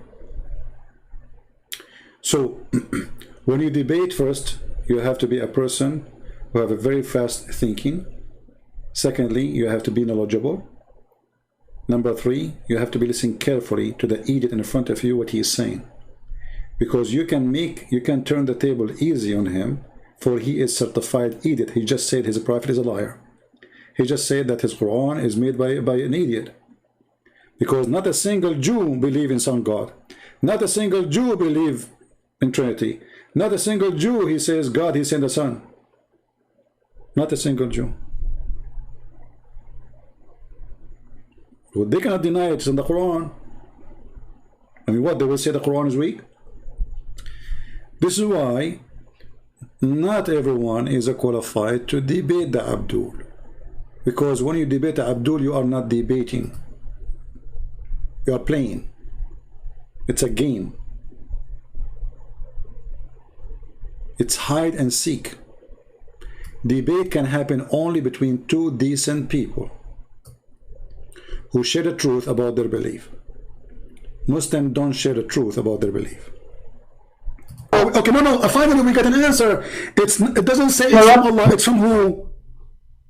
Okay, Christian Prince, you are scared to debate me. It's very clear. Coward, don't hang up and don't run, coward. I'm asking you. You say it doesn't say it's a sign from Allah. So are you saying that your God, he gave a sign from Shaitan, and he called it wisdom? The text said, okay, listen, I don't want you to interrupt me again, Christian, because it's an act of cowardice. You're scared to debate me. The issue tonight... You are not answering. So is it a sign from Allah or a sign from Shaitan? The text doesn't say, but now I'm done with you. Now I want you... No, you're not done. We just started, you donkey. Where are you going? What do you mean you're done with me? Okay. Listen, is it a sign from Allah or a sign from Shaitan? Prove it to me.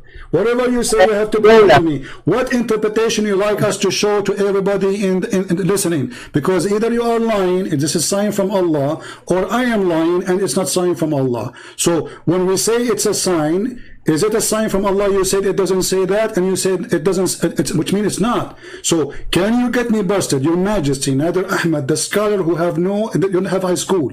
Can you get me busted and show me the interpretation for the verse where it says this is not a sign from Allah? Where it says this is not a sign from Allah. Christian friends, I have to go. I cannot believe you jerking me around. You have to go where mommy is coming. What, you want to change your diaper? Where do you want to go? Where do you want to go? What happened? No, you are in the corner. You are a potato, and you are a coward. You said this. You just admitted that Allah is Shaitan, because the Quran is saying this is a sign for those who have wisdom, and you deny that those who follow the wisdom, they are following the sign of God. You just deny that this is a sign from God by saying it doesn't say that. So you are a liar and you are a potato. This is the topic you choose, and you don't want to answer because it's very embarrassing. Let us see how many Muslims will laugh at you about, and you are the one who says, who will debate you? Who are you? Who are you? You don't know nothing. Here we go. I repeat again, don't tell me I have to go. Mommy, she will be upset. She will watch this video and she will be upset from you. Be a man. Be the hero. So, is it a sign from Allah or it is not? I have to go. I want you to come into a public debate with me on the topic. This is the kid, Nader Ahmed, who go around says he want to debate a Christian prince.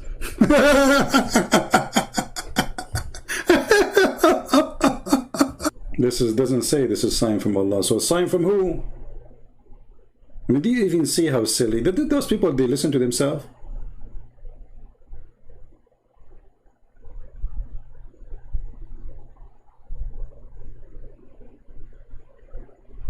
So the Quran, brother, he saved women from having birth defect. Are you sure? The Quran was copying Paul about being drunk, about gambling. And they say to you that we don't believe in Paul. Paul was a bad person. But if you go to the verse, you will see he is copying the word of Paul. At the same time, as long alcohol is made by Satan, so how Allah is going to buy alcohol from Shaitan and put it in the heaven? Is it from Shaitan or it's from God?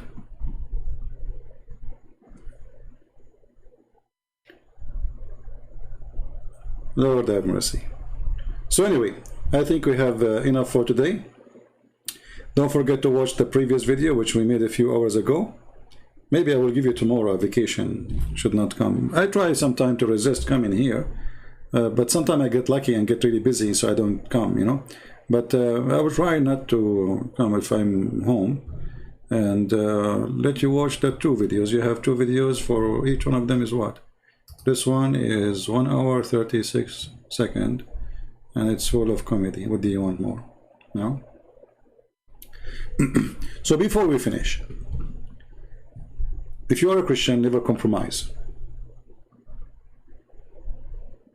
If you are a Christian who want to follow science, and somebody is a Christian, he told you that the Bible is in total agreement with science, this Christian is not being, let us say, see-through with you, because the Bible don't agree with the women she can have a child without a man,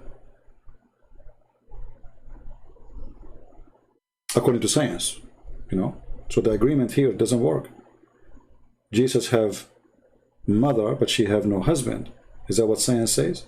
So do science agree with the Bible, and the Bible agree with the science here? No. Science speak about how God created the universe, and according to the Bible, God created the heaven and the earth, which means heaven first, and then the earth, and then the sun after. Is that what the scientists, they say to you? They say that the sun created after the earth? No. So the second you start compromising, it's a clear sign that you don't have faith. You are just faking a belief, you know. You're trying to convince yourself in something it's not really what you believe in. So either you follow what is called science. You know, we don't want to do what Muslims do. We don't want to claim there's a scientific miracle and blah blah blah blah, all this madness. God is above all their science. So either you are a believer in what the Bible says, or you don't believe. When a Christian says that scientists, they say the age of the universe is 15 billion years.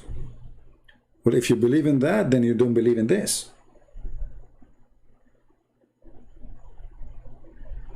If you try to do the same as the Muslim they do, when the sun sets in murky water and the Muslim they start lying, saying, oh, it appeared to him, it like that.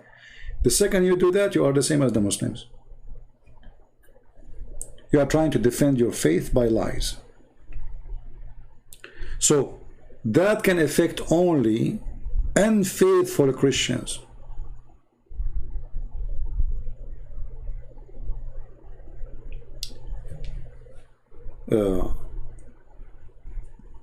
I told you in 2010 something, I forgot which year, I lost my voice, you know. I like woke up, I could not talk, I could not even say hello. I hate to go to doctors, I hate hospitals, I hate it to death, you know.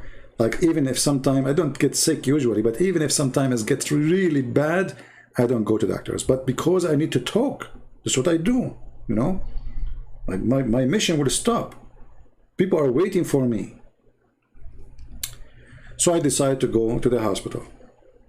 X-ray, blood test, they measure my weight, cough, cough, open your nose, okay, take samples, open your mouth, take samples, put it in under the microscope, come tomorrow, go to the laboratory, pay here, pay bills. I paid a lot of money. And then they said to me, you are so healthy. We do not know what's happening. Doctors, genius, famous hospital. So, you know, I don't know what happened really. But then, what happened, you know, like I was out of coffee and I need to go and buy coffee, something like that. So I did not drink coffee for a day. And my voice is coming back. So I said, let me extend it for 2 days. My voice is getting better. I did not drink coffee for 3 days. My voice is totally back. It was just a stupid coffee. So all those scientists and computers and laboratory and examination and x-ray and blah blah blah blah blah blah blah, a lot of money, they literally stripped me from my income, to find later by myself that it was just a coffee. I drink really a lot of coffee, to the point even my lips used to go dark. This is how much coffee I used to drink. It was just a coffee. And not a single stupid doctor said to me, did you drink something because maybe some allergy or something? What you drink today in the morning? Nobody asked me those questions. Did you eat something? Did you drink something? Not a single doctor he asked. Where is their science? The science appear only when you pay the bill. They have big villas based in our illness. Doctors these days, sadly, they are not doctors. They take a test, they send it to the real doctor for you is the computer. The DNA machine, the blood machine, those are the doctors. The rest, those are not doctors. Those are like a, you know, like a, somebody he learned by experience. If this happened, that happened. If this is that. You know the software, if this is that. And they strip you with the payment. Those doctors, they live like kings. Big villas. Where the money coming from? From your pocket, from your health. Even sometimes they prescribe for you medicine which have nothing to do with your illness, just to make you pay for it. Or even to do a surgery which you do not need, just to pay for it. For sure, not all doctors are the same. There's some good ones there, but they depend on your luck. So, and now like today, you know, we have little tiny virus. What is the doctors? They are trying things. This is not science. This is the science of trying.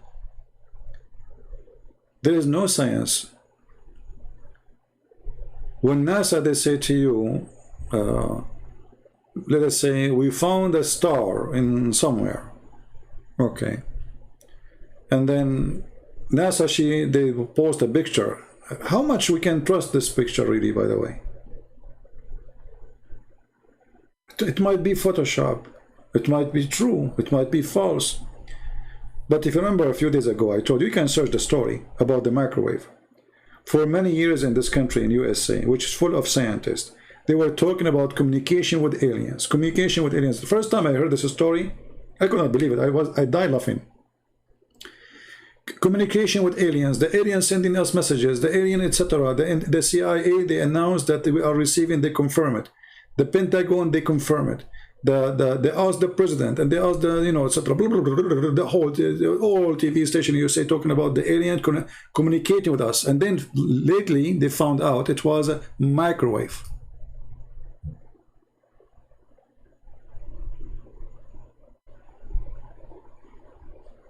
It was what? When the guy in the morning, he go and the communication come in the same exact time every day. So those scientists get so excited, man. They are organized. It's not like just a message we cannot understand. It come every day, like at, let us say, 9 o'clock.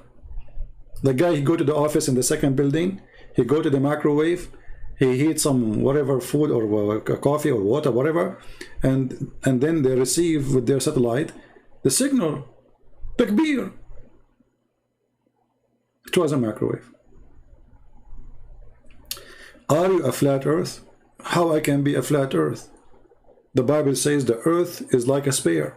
So how I can be flat earth? I believe in the Bible. Whatever the Bible says, I follow it. If you are a believer in a flat earth, that means you are not a Christian. But look what this Abdul, he just said to us. How are you, Israfil? Israfil is the name of an angel who Allah, he put the Quran between his two eyebrows. And the distance between his two eyebrows is 500 years. Not much. You know, I mean, the guy had big eyes. So he said, Christian Prince, think about this for once. If God came as a man, wouldn't that make him limited? He would be limited to single shape, occupying only a small amount of space. That is your God. Finally, Mr. Israel, he said something useful. I can't believe it. I'm going to go with you, Israel. I don't believe in this, but I will go with you. So guys, did we understand now from Mr. Israel with the long beard that if a God have a shape, he will be limited? Is that what he's saying?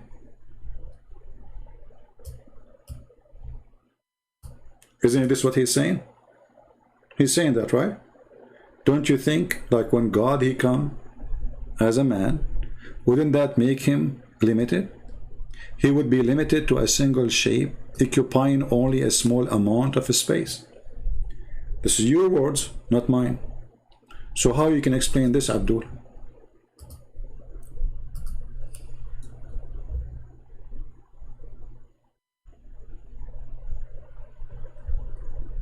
Are you with me, Mr. Israel? Now he will disappear. This guy, he hit and run. He will ignore what I'm saying. He will ignore what he said. He will play dead, like a fox. We used to go and hunt for foxes, and once I witnessed with my own eyes how the fox, he played dead, literally. So let me show you what your prophet said about this.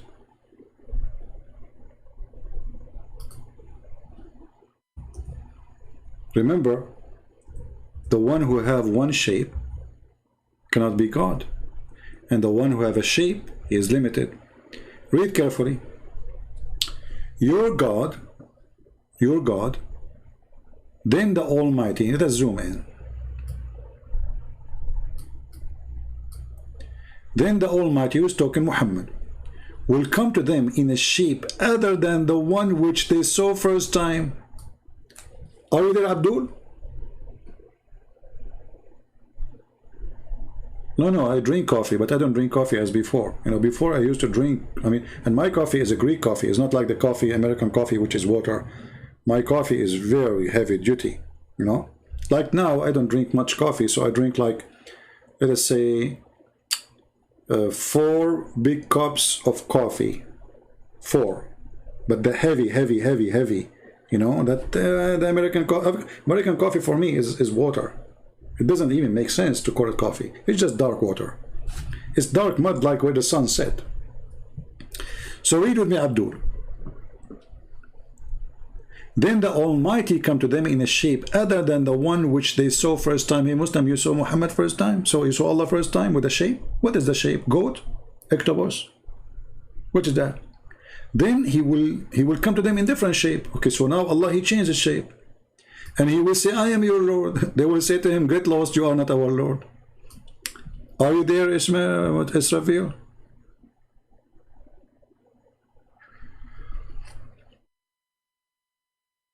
Huh? Are you there, Mr. Limited? Here now you will see the hypocrisy. A second ago, the God who have a shape is limited. A second after, the God who have a shape, it's okay.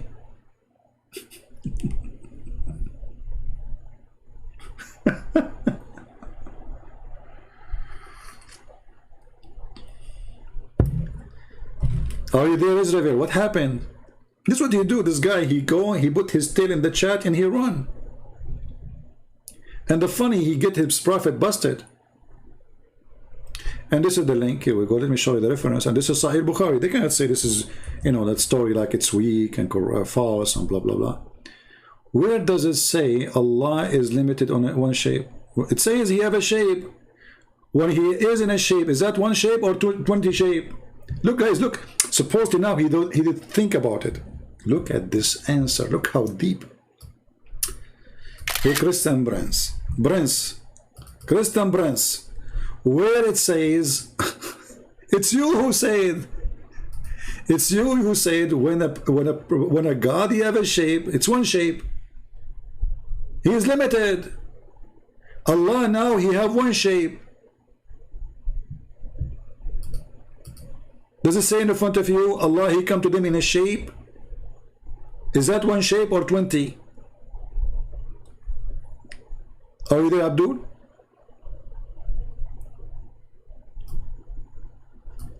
Isn't it cute to be Abdul? I think it's cute. First, the second you are Abdul, you are super intelligence, and your answers not only they humiliate Allah and Muhammad, they got him busted. You are the one who said if he have one shape, he is limited. Allah now he have one shape. He is coming to them in a shape.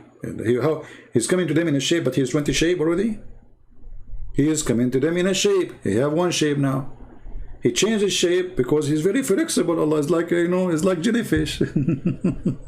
Gelati. Hey Israel, I have an offer for you. I'm willing to open my Skype and you call me. And if you call me, I will make you admin in my chat for 24 hours while I am closing. What say you for the offer? So you will be able to call me, you will be able to refute me, and you will be able to show the people how nice your beard. I mean, man, you spend too much money in it. And Zakir Naik, he will call you himself. He will say, like, how in the world you get this beard? I'm trying my best to grow a beard. It's not working. So what do you think, Israel? Why you don't call me and you know, argue, prove me wrong? It is you who mentioned that. A shape does not mean one single shape. A shape, guys, does not mean one single shape. So what does it? Okay, if it's not, I mean, this is hilarious, guys. Listen. I mean, this is listen, Mr. Israel. Be honest with me. Aren't you paid by the Jews to come here? I mean, aren't you a Jewish agent trying to make fun of Muhammad or what? Because the Muslim, they claim anyone is making Muhammad look stupid, he's a Jew. Hadith looks stupid, they say the Jews say the Hadith. A verse says a stupid thing, they say the Jewish give it false explanation. Christian Prince, a shape does not mean one single shape, like my friend Abdul. There's shape and shapes. Is it shape, a shape, or many shape? It says a shape. And then Allah, he changed the shape. Look at this answer, man. I mean, come on, all of you now, look how he got you busted. Look how fast. A shape, it doesn't mean a single shape. And now how Christian Prince is going to answer this? Should I go and make tea again? I mean, I just made tea. But with such a guy, you need like 10 pounds of tea to drink. You need to wake up so you can see this intelligence. You can enjoy. I'm sure now, like a single Muslim woman, she see Mr. Israel giving those answers, she will be like, she will have a crush on you, man. Like how smart he is. I want to have this guy as a husband. That's it. Where do you get this intelligence? Is that like is that in the family? Is it run in the family, or like it's an accident? I mean, like maybe you were driving your car, somebody hit you, you wake up, you find yourself genius or something. So now the word shape does not mean it's one shape? Oh boy. And one shape or non shape, who care? It is you who say it, limited to a shape. So if he is in a shape, he is inside a space. As long as he is inside a space, he is limited. That's what you said. Potato. The God who is inside the shape, he is limited, occupying only small amount of a space. Doesn't matter really how big the space is. Space is a space. Who wants some tea? Anyone? You pay only for shipping and handling. You know those scammers? You know, they say to you, for free, call us right now. You pay only for shipping and handling. Only for shipping and handling. And how much the shipping? They send you something that doesn't cost 10 cents, and then they make you pay shipping $14. And the fool, he said to himself, man, I get it for free. Look, boy, for free. Oh boy, really for free? This would remind me of a Muslim.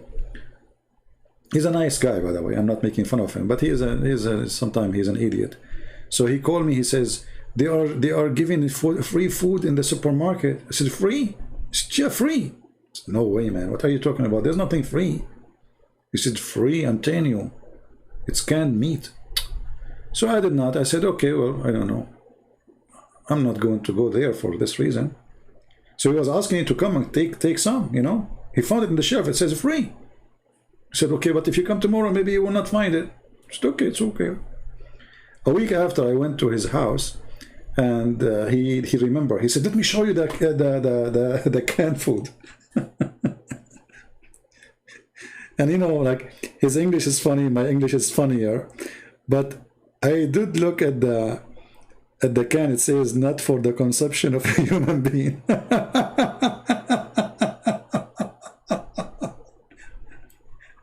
And honest to God, his real name is Abdul. I'm not making fun. His real name is Abdul. So I said to him, Abdul, for the sake of your Allah, can't you read? It says this is for animals. This is for cats, for dogs. And he was saying it's so tasty. It's so good, man. I eat some olive with it, and I put olive oil with it, and man, the flavor is so good. I said, this is not only for dogs, this is pork meat. But anyway, for free, what you can say, you know. And he was asking me to come and get some, like before he said, strange, nobody is taking it, you know. Those stores, they give food for free for cats and dogs, you know. And this guy, he saw for free, like, what the heck? Perfect. He ate the first one. It tastes so good. And then I said to him, I don't know. I noticed your nose is moving weird since you ate this food. He's a nice guy, by the way. Yeah, I have nothing to do with Islam. This guy is peaceful, nice, very, very nice person. Yeah. Yeah, it was halal. Are you there, Israel? So why Allah is inside the shape? Any Muslim can answer? How Allah became limited inside the shape? Who is the one who created the shape? Because as you see, shape number 1, shape number 2. Did Allah create the shape and he go inside the shape? Or he borrow it? And when Allah, he transformed himself to be in a second shape, what happened to the first shape? He burned it?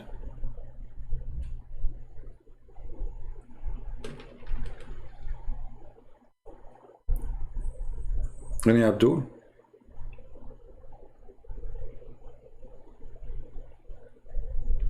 So here you see the stupidity of this cult. They claim that God is higher than entering inside his creation, but in reality they believe that Allah is inside his creation, which means they lie about their faith. They say how God can be a man, but God of Islam is a physical being anyway. Actually, Muhammad in different hadith, he make it clear that Allah is a man.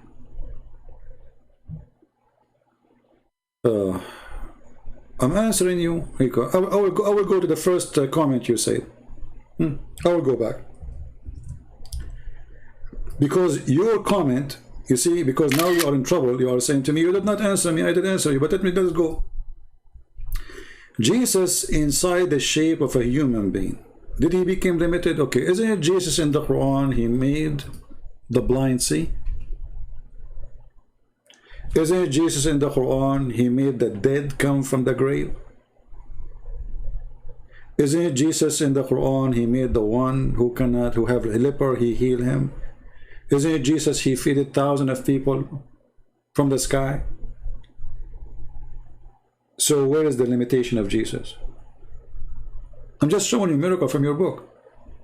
So if Jesus is not God because he inside a body of a man, a shape, then he should do what the man do. Do we agree, people? As long as Jesus is limited, as he said, but we don't see the limitation of Jesus when it's come to do things which are amazing. If you want to say to me that Allah, he gave him that power, prove it. This is a claim. I can claim now that I am the one who gave him power. So the limitation of God, I agree with you. If God cannot do what God can do, then he is not God. That is not the case of Jesus. That is the case of Allah. Because the Muslims, they heard Muhammad saying the story that Allah, he asked the children of Adam to send a sacrifice, and Allah will send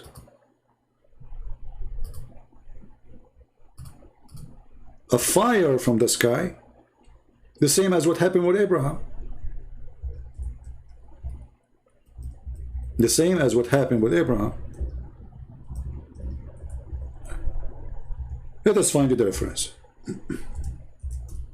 So when the Jews, and they said to him, well, okay, let us do this. God said to us, and Muhammad agreed,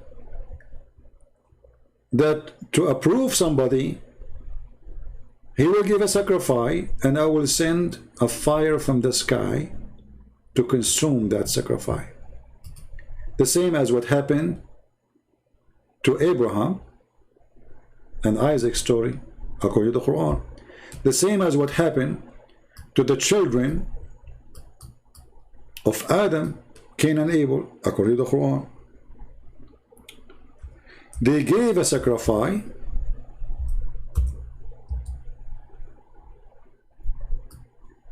and the Quran here is using a very well-known word in India, Qurban. How Allah, he approves somebody? How Allah, he show his approval? You give a sacrifice, and then if Allah, he send a fire from the sky consuming the sacrifice, that's mean he approve you. This is chapter 5, verse number 27. Then we see that the Jews, they said to Muhammad that God told us, according to the Quran, Allah told us, we are not going to believe in a messenger unless he showed us a sacrifice consumed by fire from heaven. Do you see it? They challenge him for that. If you are a true prophet, do what the same what happened to Abraham, the same what happened to Cain and Abel. You know, this is what the Quran confirmed. What Muhammad said to them. He said, okay, hold on. There's messenger before me. They did those signs for you. You don't believe in them, but this is not true. Did the Jews believe in Abraham? They do. Did they believe that God, he sent the fire? They do. Do the Christian believe in the same? They do. So it was the limitation of the false God, Allah, aka Muhammad, answering. He cannot do it. So who is the one is limited? My God or your God?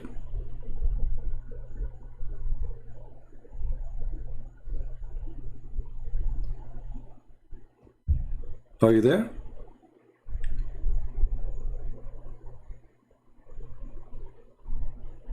The Quran even says how Allah can have a son without having a girlfriend. Allah himself is questioning Allah that the true Allah cannot have a son unless he have a girlfriend.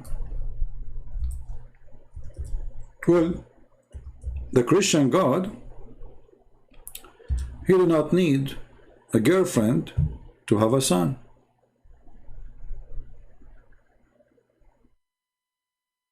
Your God confirming in chapter 6, 101, that it's impossible for him to have a son unless he have a girlfriend. That is the limitation of a man. I don't have a son because I don't have a woman. I need a woman, regardless of if she is a wife or a girlfriend. Very simple. Is that the case in Jesus? No. So Jesus, he is not limited. Even his birth is a miracle. Even his birth is out of limit. So my friend, the Muslim Abdul, I advise you to repent and to accept Jesus as we speak. As you see, your God is a false God. We have the Messiah. And the funny, they say to you that Allah, he gave Jesus those miracles. Okay, do Allah knew that giving Jesus such a power that will make him out of the limit of being just a messenger? As an example, even the Quran said that Jesus is created from the mother bird. Remember this Abdul, he says that Jesus must be limited. But how he is limited if he became a creator? He created from the mother bird. Can Allah create from the mother bird? Prove it. If he can, then he should do. He never did any miracle to Muhammad. The Muslim, they have tons of stories about Muhammad doing miracles, but those are in books nobody trusts. The Quran confirm that Muhammad, he have 0 miracle. Does the Quran say so? Absolutely. Chapter 17, verse number 59. And we refrain from sending signs to who? To Muhammad. Only because the men of former generation treated them as false. That is a false excuse. Here we go, 2,000 years after Jesus, 1,400 years after Muhammad, we believe in the miracle of Jesus. We believe in the miracle of Moses. We believe in the miracle happened to Abraham. Don't we? So it was a false excuse. And this is your God announcing that he cannot give Muhammad any miracle because they will not believe it. But anyone can say the same.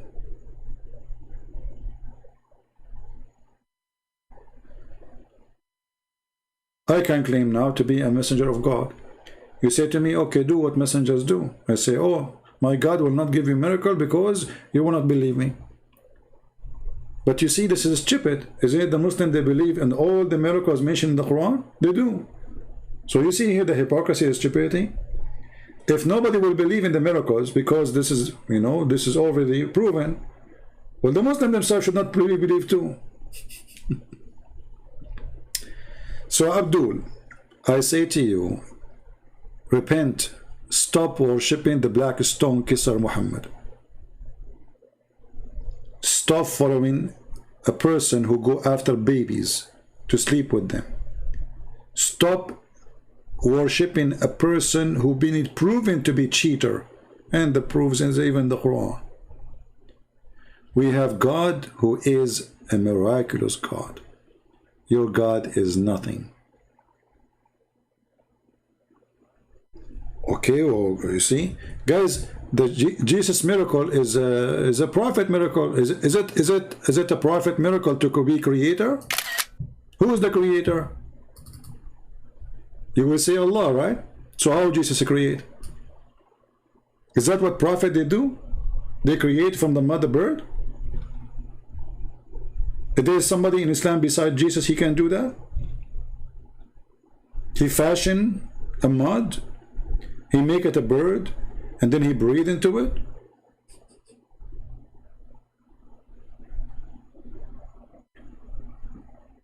Guys, making mud bird is not the same as a create life from nothing.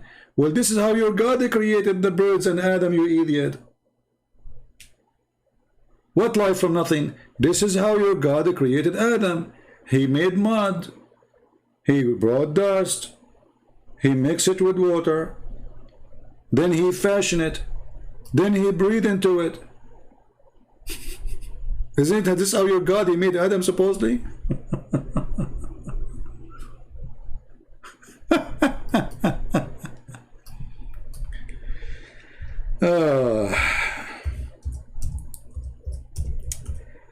Anyway, As always we say, stupidity is amazing. Is that your God? He created him from mud, and then he breathed into the mud, and before he breathed he shaped it. But you just said this has nothing to do with the creation. Stupidity is amazing. Jesus do or did according to your book exactly as your God did. But in the story of Jesus we have tons of proofs about the power of Jesus. But where is the proof of your God? Anyway, I think we have enough for today, and I hope you guys have learned some good knowledge today. I know where the story of the birds is coming from, but you see, when you debate with Abduls, you debate them in their book, but we know where it's coming from for sure. You know, this is additional proof that Muhammad is a fraud. I mean, even the Christian, they refuse those stories. You see, ask yourself why the Christian, they will refuse such a story to be in the Bible. I mean, that will make us more even stronger believers, right?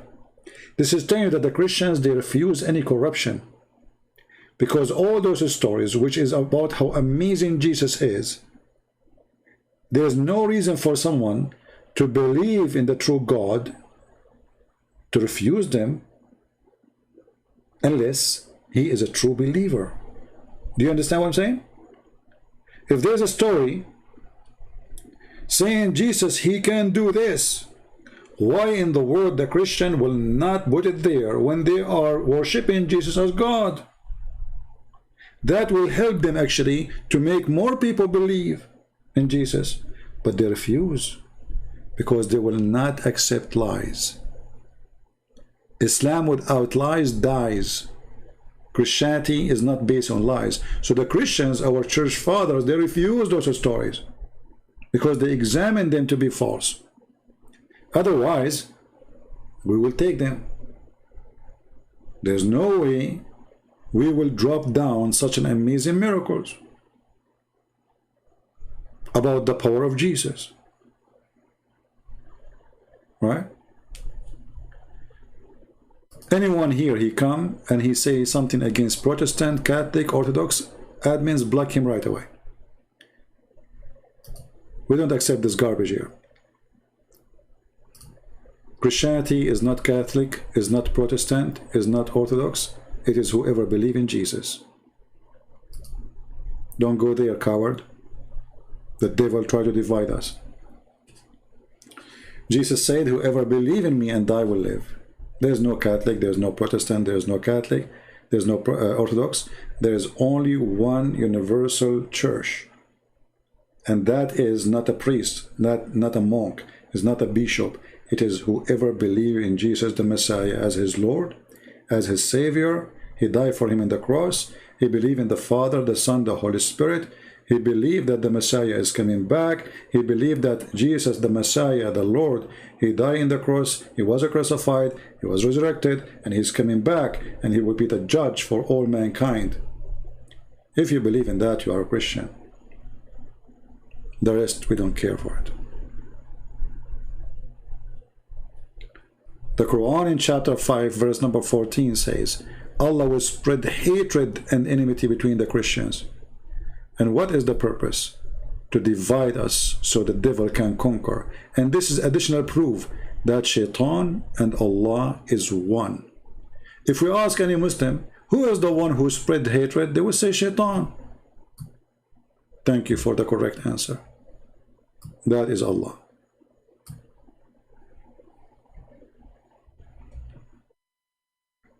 Do you see it? So anyone who try to divide the Christians, he is serving the devil, even if you think he is doing a good work. You know, I mean, there's many people who they speak against this church and that church. You know, come on. Don't be the same as the Pharisees. This is what the Pharisees were doing to Jesus. Oh, look, your disciples, they are doing something in Sabbath. He said to them, Sabbath is made for the man, not the man made for Sabbath. So Christ did not leave those people without witnesses and without proof. It's not you who decide who is Christian, who is not. Don't be the same as the hypocrite Pharisees who swallowed the camel and they didn't see the little tiny thing. Oh, sorry. They see the tiny thing in your eye. If you are not one of them. All of us as a Christians, we are sinners. All of us, we need to repent. All of us, we do wrong. All of us, doesn't matter you are Catholic, Protestant, Orthodox, doesn't matter. Don't be a hypocrite and don't be stupid. Don't claim that you are the one who owned the key of heaven, the same as Al-Khomeini. Don't be Abdul, don't be idiot. And by the way, even in this field, Christianity is where to go. Look what Muhammad he said. The Muslim, they say to you, this is the answer for a question a Muslim can come to you with. He might say to you, okay, I'm going to convert to Christianity, so what sect I should follow?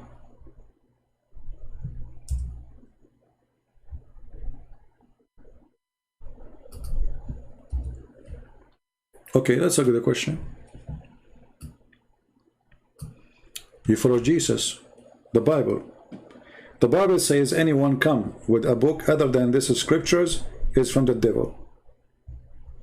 That's it. That is the sect of Jesus. There's only one. But look what your prophet he said. And this is a very sahih hadith, as you see here. This is all is sahih. He said the children of Israel split into 71 sects. My nation, actually here, look at this, you know, the hadith from 1 to 1 is different. And the funny, it says sahih. Here it says, my nation will split into 72.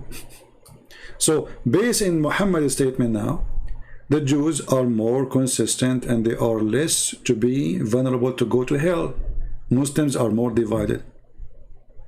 And by the way, I want the Muslim to count for us the 73 sect. Here the story is different because Muhammad, he cannot repeat the same lie twice correctly. So he said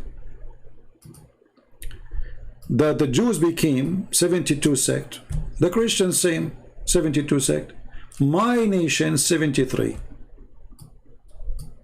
So how the Muslim they claim that the Christians are the one is misguided and the Muslims are the one who they are guided, yet you are divided more than us.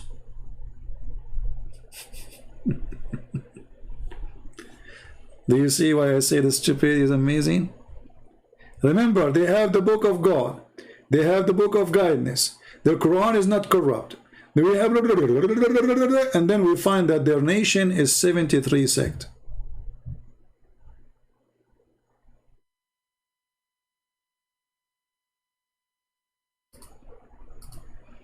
Speak polite or get lost.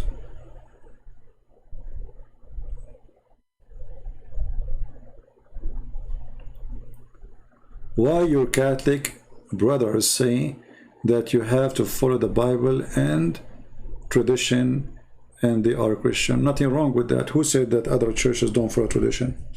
We do. You are just as stupid. You're like your prophet. Even your prophet, he confirmed that.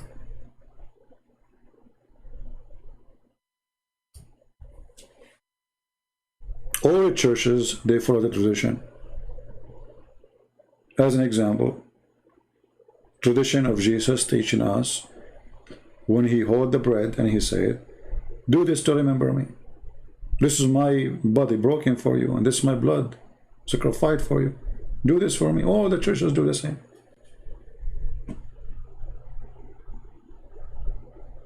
And we have a long tradition. It is you Muslims who don't follow tradition. Here we go, the Shia, they beat themselves for killing the grandsons of Muhammad. Do you follow the tradition? Muhammad, he cleaned his ass with the 3 rocks. Do you follow the tradition? Muhammad, he forbid you from listening to music. Do you follow the tradition? You cannot even have a phone. You cannot listen to the radio. You cannot watch TV. Do you follow the tradition? According to Fox News, #1 countries search for sex with animals is Pornistan, Pakistan. This is the only tradition you follow. This is the only one which you Muslims are consistent about it when it's come to Muhammad. You follow the step of your prophet.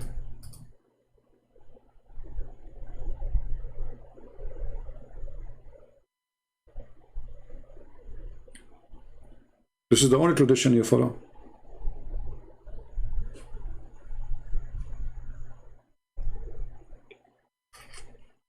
Did your daughter marry at the age of 6, Israel? Are you following the tradition of the prophet and his teaching? Did you? Did you ask your cousin to marry his daughter? She is 6 years old.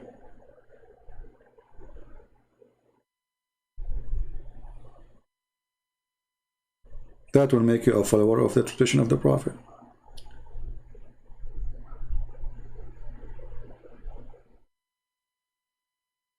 Why the Jews did not become a Christian if they believe in the same God? Well, this is not a correct question, my friend, Mr. Maud. I don't know if you are a Muslim or not. Because all the disciples of Jesus who believe in Jesus, they were Jews. So who said to you the Jews did not believe in Jesus? Is that correct, Christians? Who said that to you? This is a very false information. Actually, what is left now of the Jews proving that the majority of them, they became Christians.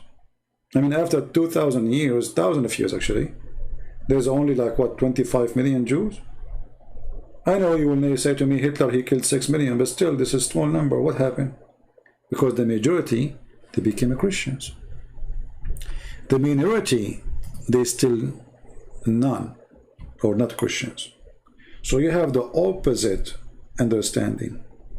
The majority of the Jews already are Christians.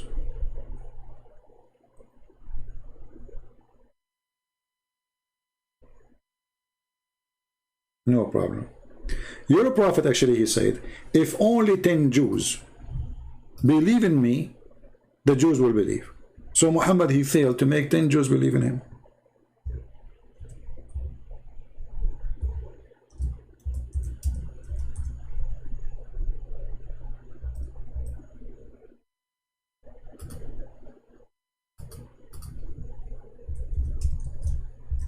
Let me find the reference.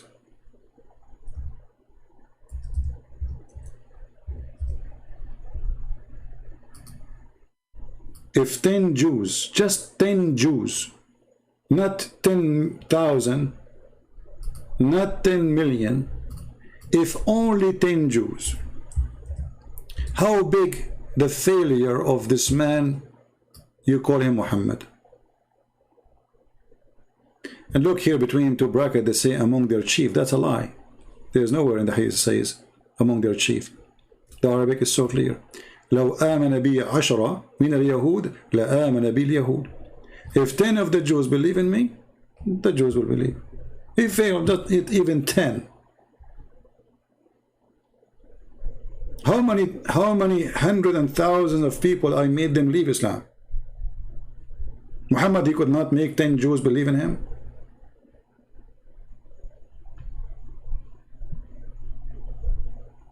How bad he was then. Did Jesus fail to make 10 Jews believe in him? No. All his disciples are Jews. And for sure, thousands of people, they believe. That's why we celebrate the tradition, the Palm Day, which is not really a, you know, a very, like in some translation, not accurate. Does any Muslim have anything?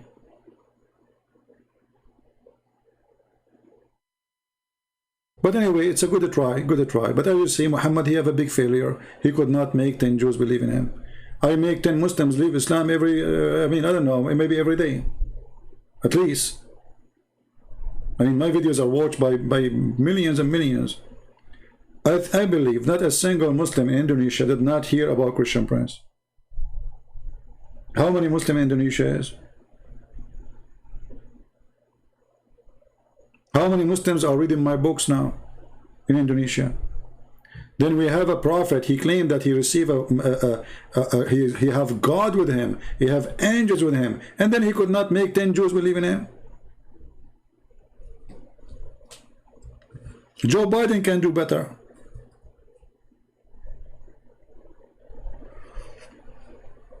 Put Joe Biden in the stage, and he will say to you, you know the thing. The thing created the thing, you know. You know the thing. And as long as the thing created the, you know, were created by the thing. And here you see how deep Joe Biden, the same as Muhammad. And you ask Joe Biden a question, he say, you know the thing. This is in case he did not sleep before he say, you know the thing. Anyway, I want to say thank you guys for being here, you know the thing. And I hope today we have a good time. And as you see, our program is a school of education. If you learn something good today, can you do me a favor and post in the comment section after we finish the video, what is this thing you learned today new?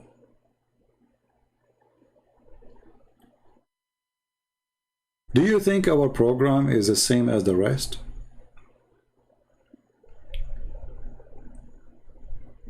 Now, my program is long, and I wish I can make it shorter. But as you see, I'm a person who don't like let things go. Somebody say something, I answer it. And that will make it really a very good school. Because a teacher who he ignore the questions, he ignored them for one of two reasons. Either he don't want to answer because it's out of the topic, or maybe he is an ignorant. And he do not know the answer. That goes to Muhammad, does not go to me. Somebody says the Jewish Talmud called Mary, whatever. Well, the Jewish Talmud is not a holy book even for them. Secondly, if the Jewish Talmud says something bad about Mary, the Muslim, they say the same. The Muslim, they say that when Mary, she gave a child or gave birth, the Jews, they said to her, oh, your mother, she was not a whore, which means they are accusing her to be a whore.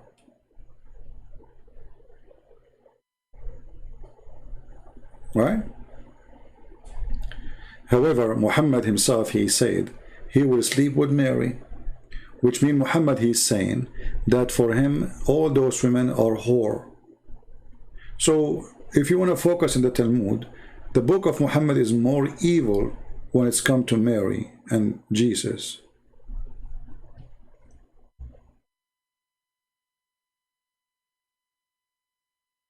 Same time, some people, they use what the Jews, they say to make us hate the Jews, but we should not. Just to show you the hypocrisy of the Muhammadan. Once, you know, a teacher, he was talking about Jerusalem, and you know, I got them busted as usual. Very simple question. Who is the one who built Jerusalem? He said Solomon, the son of David, and his father. I said, okay, so this is the land of the Jews. He said, what? Why you defend the Jews? Isn't it them who killed Jesus? I said, I thought the Quran says they did not. So do you see the hypocrite? Because they want you to hate the Jews, suddenly they believe in the death of Jesus by the hand of the Jews, just for the sake of making you a hater. But in their book it says they did not kill him.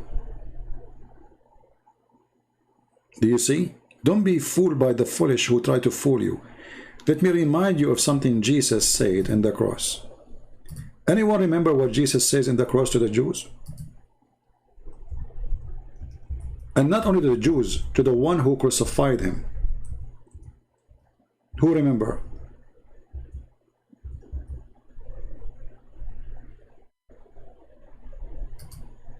Forgive them, Father. They didn't know what they are doing. So they wanted you to hate the Jews. They dreamed. Muhammad, he is the most ugly person. A person of hatred. He blamed the Jews for everything. And there's some of us, sadly, claim to be Christians, and we blame the Jews the same as Muhammad. The one who do that, he is no Christian. There's bad, there's good. Remember, the disciples are Jews. So, if not a disciple of Jesus, who they are Jews, you yourself, you will not learn about Christ. If you hate the Jews, then you should hate Paul. You should hate Mary. That's not what the Bible teaches. So Jesus said, "Forgive them, Father, for they know not what they do." Here Jesus showing us, and he is the best example to follow. Do you have a better example? Somebody might quote for you, says the synagogue of the devil, but this exists everywhere. The synagogue of the devil can be a church run by a child molester.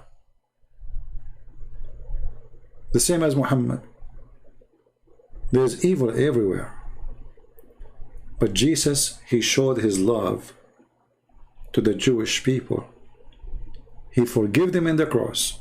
So time will not come and a Christian like you and me say, "Hey, let us wage war in the Jews, they killed Jesus." We cannot.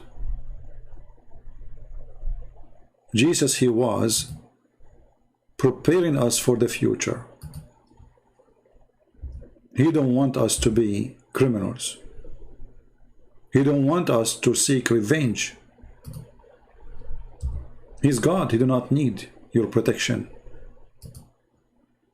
He is victorious even in his death. Actually, the death of Jesus, the crucifixion of Jesus, work even better to make a better believers of the Christians.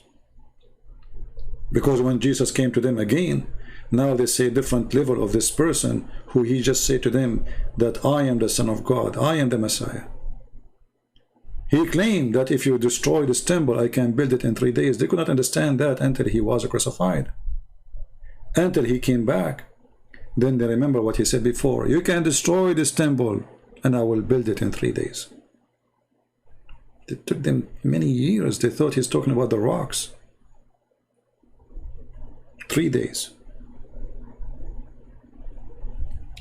So my friend, we don't want to hate the Jews. We don't want to hate the Muslims. We don't want to hate the Hindus. We don't want to hate the Buddhas.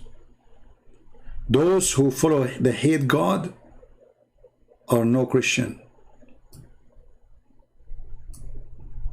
Those who follow Jesus, they spread his love and his mercy. But don't be fooled. The love of Jesus is about being truthful, not being hypocrite. When a Muslim, he worship idol, you say to him, you are a pagan, you are worshiping idol. I ask you to repent. Loving Jesus does not mean that you say to the Jews what the Jews like to hear. Loving Jesus is to say to the Jews what Jesus said to them.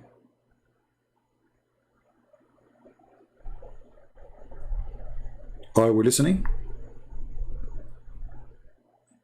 Loving people is about being truthful with them, not about being taqiyya person, hypocrite. This is why you notice, like, did you see that guy I just today in the video at the beginning I answered him and I even called him an idiot? If I tell you that this guy, he donated for me in Patreon, what you will think? He donated from a long time. A different person, not me, he will say to himself, man, the first thing this guy would do, he will go and delete his donation. This is the first thing he would do. And I don't blame him, it's okay. But shall I exchange a donation he make with the truth and compromise? No. I love this person to know the truth, but I will not compromise for the reason or any reason. Always I get messages from people who they are here. Christian Prince, I'm not going, I will stop my donation. Please do stop your donation. Christian Prince, why you are defending the Catholic? Go ahead, stop your donation. Christian Prince, why you are defending the Protestant? Go ahead, stop your donation. I don't care. I am not for sale, my friend. You cannot buy me. You cannot buy me with your green dollar.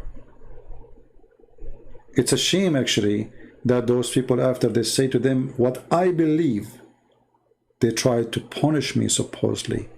Or let us say, they try to make a pressure on you to make you say what they like to hear. If I do that, I am the same as many, many false people around.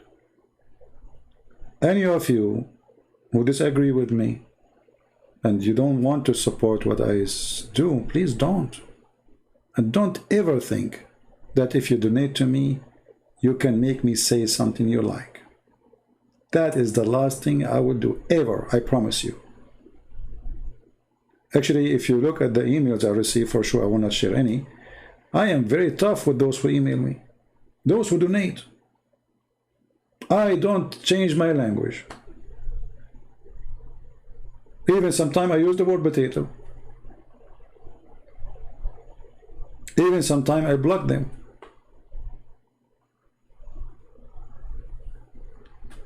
Never ever be for sale. The second you sell yourself, you lose God. Be truthful. People, they try to punish you always, try to make you do things. Do it if this is what you agree with, but don't do it if it's wrong in your heart. You know it's wrong. Or let us say, for the sake of discussing the topic, let us say even they are right, but in your belief it's wrong.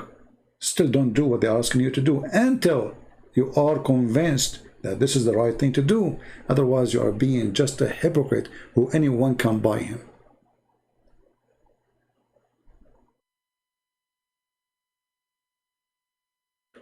So be truthful and don't be a hateful person.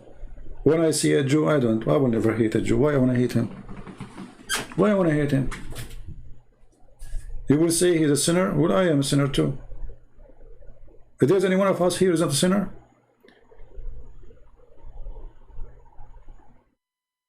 Christianity is based in forgiveness. That's number one. Forgive them, Father, they do not know what they are doing. Even when the Lord, he taught us the prayer, they asked him how to pray. He said, forgive to us the same as we forgive to them. So if you want to earn forgiveness of God, forgive. A person who don't forgive, he is still, holding to his paganism. And I'm telling you, forgiveness is not easy. It's not. It's very it's easy word to say, right? But it's very hard. We have to agree. We have to admit somebody hurt you badly. Somebody maybe kill your son, maybe kill your family. You don't know. I mean, there's tons of evil people around. But if you think about it, when you forgive, you are not doing favor to the one you forgive, because still he will be punished by God. Don't think your forgiveness will take him away from his crime if he commit a crime. Unless the one who is asking to forgive them, or let us say the one who speaks about their forgiveness, is their God himself, or the God himself. But when you ask for forgiveness, it's mean you are free. Jesus, he taught us to forgive for our benefit, not for the benefit of the criminals who commit a crime against us. When you forgive, you are free from your hatred. You are free from your memory of hatred. You erase it. I forgive them. That's it. I'm relaxed. But if you don't, you always have, you want a revenge. You are waiting for that day. You are dreaming about that day, when that day will come. Suddenly you will become inside the box of hatred, and you live for hatred. You are not alive no more. That is Islam. In Islam, anything happen in the world, it's conspiracy against Islam. People, they make a toy, they say it says Aisha is a whore, when the toy is saying something in English. You have nothing to do with Aisha. Don't be like them. Be smart. And no matter how much they hate Jesus, Jesus is victorious.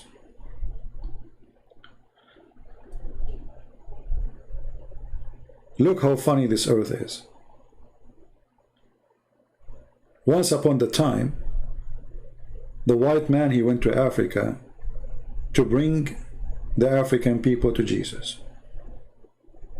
And not long after, the African man, he come to Europe to remind the white people of Jesus. So if the white man, he did not go with love to the African man, not with the slavery, not with the army to kill them, he took his gospel with him. If he did not do that, then we will not have the rescue of the beautiful heart of the African people coming to Europe, preaching the gospel in the heart of Europe, where the man, the white man, he forget about it.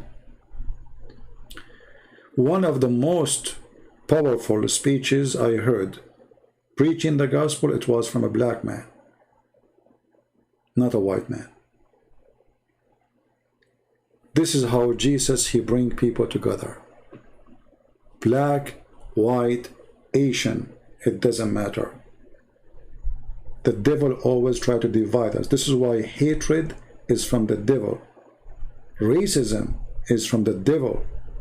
This is nothing to do with God. This is nothing to do with Jesus.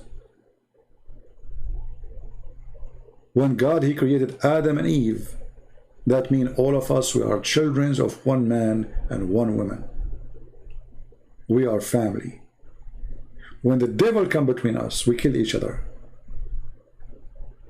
And the devil, he loved to spread hatred, as we saw in the Quran, in chapter 5, verse number 14. So don't sponsor the devil hatred.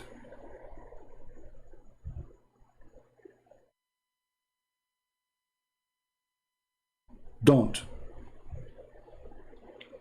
divide the Christians. Don't go around and say, hey, this church is not the Christians. Those are not the Christians. The Christians is those who believe in the Father, the Son, the Holy Spirit. They are Christian. They believe in the resurrection of Jesus, they are Christians. They believe that Jesus is Lord, they are Christians. They believe in the four Gospels, they are Christians. They believe that there is no Savior except the Messiah, they are Christians. They believe that he said that I am the Alpha, I am the Omega. They are Christians. Don't be a Pharisee. Don't be a person who claims to be God. Don't place yourself as God. When somebody do wrong, say you are wrong. But don't tell him you are not a Christian, unless he said something against the faith. And the important in the faith is not about an icon in a church. It's not about a picture. You know that this has nothing really to do with God. Because even if they broke the command because they love God. And all of us, we break the command. Have you ever seen one single person on this earth don't break the command of God?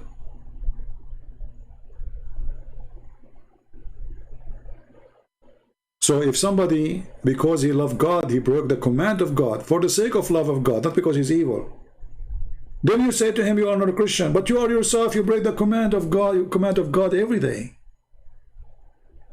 Then you claim to be the Christian. My friend, no matter who you are, you break the command of God. If not every day, at least maybe once a week. If you are so good to be true. But all of us, we break the command of God. With our thoughts sometime, with our words sometime, with our hand, with our tongue, with our action. And anyone he claimed that he don't, he is a liar. For all, they are sinners. Not because there's some, they are sinners. All.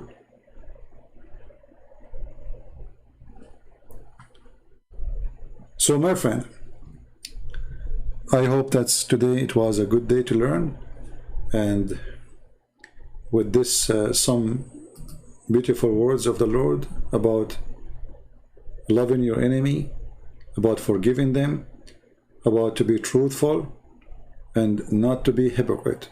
I hope you will follow the same steps. All of us, we are sinners. All of us, we do wrong. But the good ones of us is the one who try their best to fight their wrong, not to promote it. Fight your wrong when you do wrong, and don't surrender. Thank you, and may the Lord bless you.